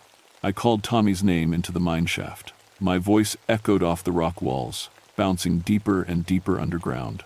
For a moment, everything was quiet. Then I heard giggling. Children laughing and whispering like they were playing hide and seek. I tried my radio, but there was no signal this deep in the hollow. I tried my cell phone, same thing. I was completely cut off from the outside world. The smart thing would have been to hike back, get help, return with proper equipment and backup. But what if Tommy was down there? What if he'd somehow squeezed through the bars and gotten lost in the mine tunnels? Every minute counted. I found a loose section of the iron grating and managed to squeeze through. My flashlight beam cut through the darkness, showing me a tunnel that stretched into the mountain. The air smelled old and damp, like a basement that's been closed up for years. The tunnel was bigger than I expected. High enough to walk upright, wide enough for the old mine cars that used to carry coal out of the mountain. Railroad tracks still ran along the floor, though the wooden ties were rotting and the rails were orange with rust. I walked slowly, sweeping my flashlight back and forth, calling Tommy's name. The sound bounced off the walls in weird ways, creating echoes that almost sounded like voices calling back. That's when my flashlight started acting up. The beam got dimmer and dimmer, even though I'd put in fresh batteries that morning. By the time I was 50 feet into the tunnel, it was barely glowing. I shook it, smacked it against my palm. Nothing helped. The light kept fading until it was just a weak yellow glow that barely showed me 2 feet ahead. And in that dim light, I saw something that made me stop breathing. A child's jacket hanging on a rusty nail driven into the tunnel wall. A small red jacket with a cartoon dinosaur on the back. Tommy's jacket. The same one his mother had described. But the nail was 8 feet off the ground. No 8-year-old could have hung a jacket that high, even if he was jumping. As I stared at the jacket, I heard footsteps running deeper into the mine, small feet, moving fast, and children's laughter echoing from the darkness ahead. I grabbed Tommy's jacket and kept going deeper into the mine, even though every instinct told me to turn around and run. The tunnel branched off in different directions, creating a maze of passages that disappeared into black holes in the rock. My flashlight died completely, leaving me in total darkness. I fumbled for the backup light on my belt, but my hands were shaking so badly I could barely work the switch. When I finally got it on, the beam was weak and flickering. That's when I realized I wasn't alone. There were children in the tunnel with me. I could see them at the edge of my light, pale figures in old-fashioned clothes, standing perfectly still in the shadows. When I turned the flashlight directly on them, they weren't there, but I could feel them watching me. "Tommy," I called. "Tommy, are you down here?" One of the figures stepped forward, just enough for me to get a better look. It was a boy, maybe 10 years old, wearing overalls and a cloth cap like miners used to wear. His face was smudged with coal dust, and his eyes reflected my flashlight beam like an animal's eyes. "He's with us now," the boy said in a voice that sounded like it was coming from the bottom of a well. "He's safe with us." "Where is he?" I asked, trying to keep my voice steady. "I need to take him back to his parents." The boy tilted his head to one side, like he was confused. "Parents? We don't have parents anymore. We just have each other." More children appeared in the shadows. Girls in long dresses and aprons, boys in work clothes, all of them pale as moonlight and covered with coal dust. They looked like they'd stepped out of an old photograph from the 1800s. "You're the children from the mining accident," I whispered. A girl with pigtails nodded solemnly. "We've been waiting so long," she said. "It gets lonely down here. But now we have friends to play with." "Tommy's not dead," I said. "He can't stay here." "Neither were we," another boy said, "when the rocks fell. But we're here now. We're all here together." They started moving closer, surrounding me in the narrow tunnel. I backed away, but they matched my pace, staying just at the edge of my light. Their bare feet made no sound on the rocky ground.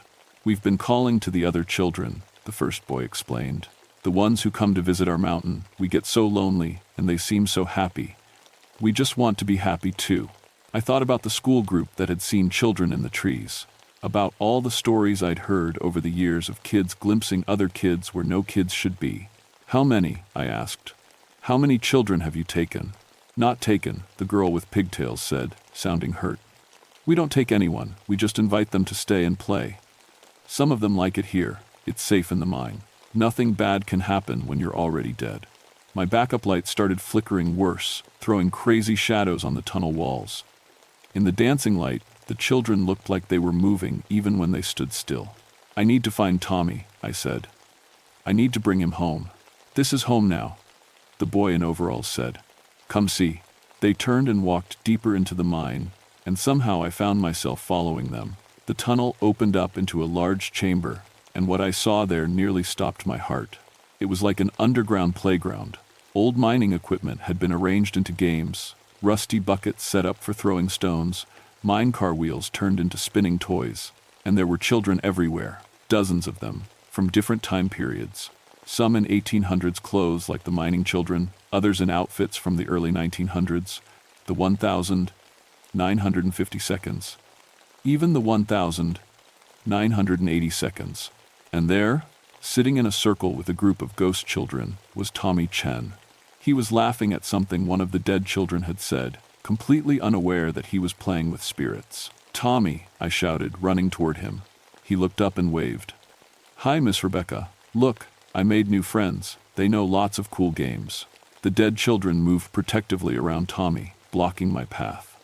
Up close, I could see that they weren't quite solid. Light passed through them like they were made of mist, but they were definitely there, definitely real. "He belongs with us now," the boy in overalls said. "He's not sad anymore. None of them are sad when they're with us." I looked around the chamber and realized what he meant. These weren't just the 12 children from the original mining accident. These were all the children who had gone missing in these mountains over the past century and more. Lost hikers, runaways, kids who wandered off and were never found. "You can't keep them," I said, but even as I said it, I wondered if I was wrong. The children looked happy. Content. Tommy was smiling more than I'd seen him smile since we found him. "We're not keeping anyone," the girl with pigtails said. "They choose to stay. It's better here. No one gets sick. No one grows old. No one gets hurt." She was right, in a way. Down here in the mine, Tommy would never have to worry about getting lost or hurt or scared. He'd have friends to play with forever. He'd never have to face the pain and disappointment that comes with growing up. For just a moment, I understood why the children stayed, why parents let them go. But then I thought about Mr. and Mrs. Chen, probably still searching the woods and calling Tommy's name. I thought about my own daughter Emma and how I would have given anything for more time with her, even if that time included pain. "I'm taking him home," I said. That's when the children's expressions changed. The playful, innocent looks disappeared, replaced by something cold and desperate. "No," the boy in overalls said, and his voice echoed strangely in the chamber. "No one leaves. No one ever leaves us alone again." The chamber began to shake. Dust and small rocks fell from the ceiling as the ghost children's emotions grew stronger. My flashlight went out completely, leaving us in total darkness. And in that darkness, I heard the sound of the mine starting to collapse. The rumbling got louder as rocks began falling from the ceiling. I grabbed Tommy's hand and pulled him toward what I hoped was the way out, but in the darkness, I couldn't tell which direction we'd come from. "The tunnel's this way," I shouted over the noise, but Tommy pulled back. "I don't want to go," he said. "My new friends will be sad if I leave." The ghost children were crying now, their voices mixing together into a wail that seemed to come from the rock itself. Their fear and loneliness hit me like a wave, so strong it nearly knocked me down. "Please don't take him," the girl with pigtails begged. "We've been alone for so long, we just want someone to play with." In the darkness, I felt small hands grabbing at my clothes, trying to pull me deeper into the mine. The dead children were desperate now, their need for companionship stronger than any living emotion I'd ever felt. "I know you're lonely," I said, trying to stay calm even as the mine shook around us. "I know what it's like to lose someone you love." The pulling stopped for a moment. "My daughter died when she was 7, I continued. "Her name was Emma. She loved these mountains, just like you do. And after she died, I wanted more than anything to have her back, to keep her with me forever." I could feel the ghost children listening, their desperate energy shifting to something like understanding. "But keeping someone because you're lonely isn't love," I said. "Love means letting go when you have to. Love means wanting what's best for them, even if it hurts you." A faint light appeared in the chamber, not from any flashlight, but from the children themselves.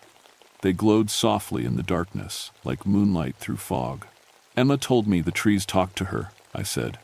"Maybe they were telling her about you. Maybe she knew you were here, waiting for someone to remember you." The boy in overalls stepped forward. In the ghostly light, I could see tears on his coal-stained face. "No one remembers our names," he said. "No one knows we were here." "I do," I said. "I've read the memorial plaque. I know about the mining accident, about what happened to you. You were just children. You were working in the mine when you should have been playing outside." The shaking stopped. The chamber became very quiet except for the sound of my own breathing and Tommy's. "I can tell people about you," I said. "I can make sure your story is remembered. But you have to let the living children go home to their families. The girl with pigtails looked at Tommy, then back at me. If we let him go, will you visit us? Will you tell people we're still here? Yes, I promised. But you have to stop taking children. You have to let them live their own lives. The boy in overalls walked over to Tommy and knelt down to his level. You have to go back now, he said gently. Your mama and papa are worried about you. But I like playing here, Tommy said. I know, the boy said, but living children belong in the living world. We belong here, in the mountain. That's just the way things are. Tommy nodded like he understood, even though he was only 8 years old. Maybe being around the dead children had taught him something about the way the world really worked. The ghost children formed a circle around us, and suddenly we were moving through the mine without walking. The tunnels blurred past us like we were flying through rock and darkness. In what felt like seconds, we were back at the mine entrance. Remember us, the girl with pigtails said as we stepped out into the daylight. Please remember us. I will, I promised. The ghost children faded away like morning mist, and Tommy and I were alone in Dead Man's Hollow. My radio crackled to life. Somehow we had signal again. Rebecca, this is Jake. My partner's voice came through the static. Any sign of the missing boy? I looked down at Tommy, who was staring back at the mine entrance with a confused expression, like he was trying to remember something from a dream. I've got him, I radioed back. Tommy's safe. We're heading back to the campsite now. As we walked back through the forest, Tommy kept looking over his shoulder toward the mine. Miss Rebecca, he said, I had the strangest dream while I was lost. I dreamed I was playing with kids who lived in the mountain. They were really sad because no one remembered their names. What names did they tell you? I asked. Tommy thought for a moment. Billy and Sarah and Matthew and lots of names. They wanted me to tell someone about them, but I can't remember all of them. That's okay, I said, taking his hand. I know where to find their names. Tommy's parents cried when they saw us coming out of the woods. Mrs. Chen hugged her son so tight I thought she might squeeze the breath out of him, while Mr. Chen kept saying, "Thank you," over and over again. Where did you find him? Mrs. Chen asked. Near the old mining area, I said, which was true enough. He got turned around in the fog. It happens a lot up here. Tommy didn't remember much about his time in the mine. He talked about his dream a few more times, but after a couple of days, even that faded. His parents took him home to the city, probably relieved to get away from these strange mountains. But I kept my promise to the ghost children. I spent the next week researching the 1,878 mining accident. I found old newspaper articles, mining company records, even a few family letters. The 12 children who died had names: Billy Morrison, Sarah Webb, Matthew Ford, and 9 others. They'd been working in the mine to help support their families, the way poor children did back then. I wrote up a detailed report about the accident and submitted it to the park's cultural history program. I pushed for a new memorial, something more visible than the hidden plaque that was falling apart in the rhododendron thickets. It took 6 months, but we got approval for a proper memorial garden near the visitor center. 12 small headstones with each child's name, age, and the date they died. A plaque explaining what happened and why these children were working in a dangerous mine instead of going to school.